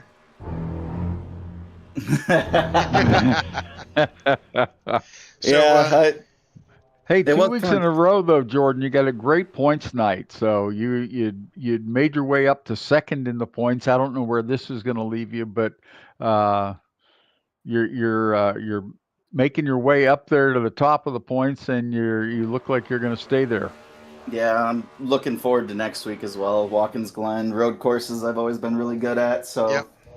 Hopefully I'm able to continue to be good there. But Eric and Lucas, they've stepped up their game. I think they're probably on my pace, so it might actually be more entertaining than it was last year.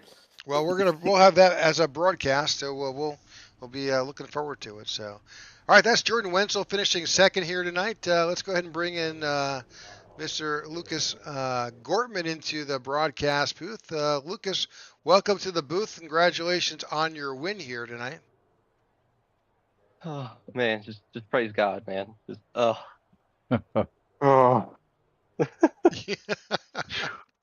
Yeah, it's 15 cautions, not the success story that we would have liked. We don't want that to be the story here at Texas, not typically, and it hasn't been in the past. But the bottom line is, you still pulled off a win, and we're headed to the Glen next. So.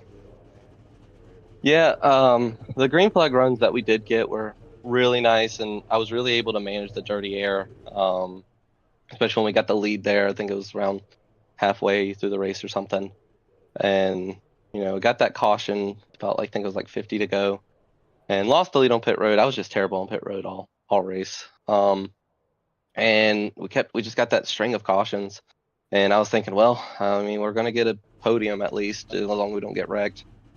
And we got that 20-lap run, and I was like, okay, I'm feeling pretty good about this. Mm-hmm. And got the lead, and I was like, okay, 11 laps, let's not get a caution happens. All right. And last year, the few races that I did run, I lost 2 wins by pitting. So I said, you know what? We're going to do the opposite. We're not going to pit and just hope it plays out. And it played out perfectly in my favor. Had to do 2 great restarts there. Had to work the lanes, restart high once, restart low the other time. And I thought that last restart was a 2-lap shootout. So coming to the white, I was like, yes, let's go. I didn't lift, thankfully, and I was like, no, guys, I was just celebrating the white flag. Yeah, that's what I was celebrating. So I realized I had to do one more. So I had to lock back in. There. Almost pulled a Mark Martin there. Yeah. And had to lock back in. I was like, all right, okay. And then Brian, I guess that got tight from my dirty air, pushed into Alec. And at that point, I just had to not mess up 3 and 4. But it feels good. Had a lot of races this year already that probably should have won. Unfortunately didn't. So it feels good to finally close one out. And, finally, it's just been a bad string these last couple races. So it feels good to get back here. Well, congratulations on your victory. How do you feel about the Glen? The Glen is a very 50-50 track for me. We're going to try to do some practice, see how we do. You know, I kind of set the bar high winning COTA. So we got to try to continue that with the road courses, see if we can, you know, scrape out a win. I know Wenzel's going to be tough. Eric's going to be tough, along with a couple other guys. So it's going to be fun, though. I just got to see how it rolls. All right. Well, congratulations on your victory. Any shout-outs tonight? Oh, yeah, as always, praise God. Wouldn't be here without him. You know, just every day that we wake up, allow me to do this. My wonderful wife, who's probably asleep by now, watching this. Everyone at IRFK, Tyler, Jeff, Matt, Keith, everybody that helps the team out.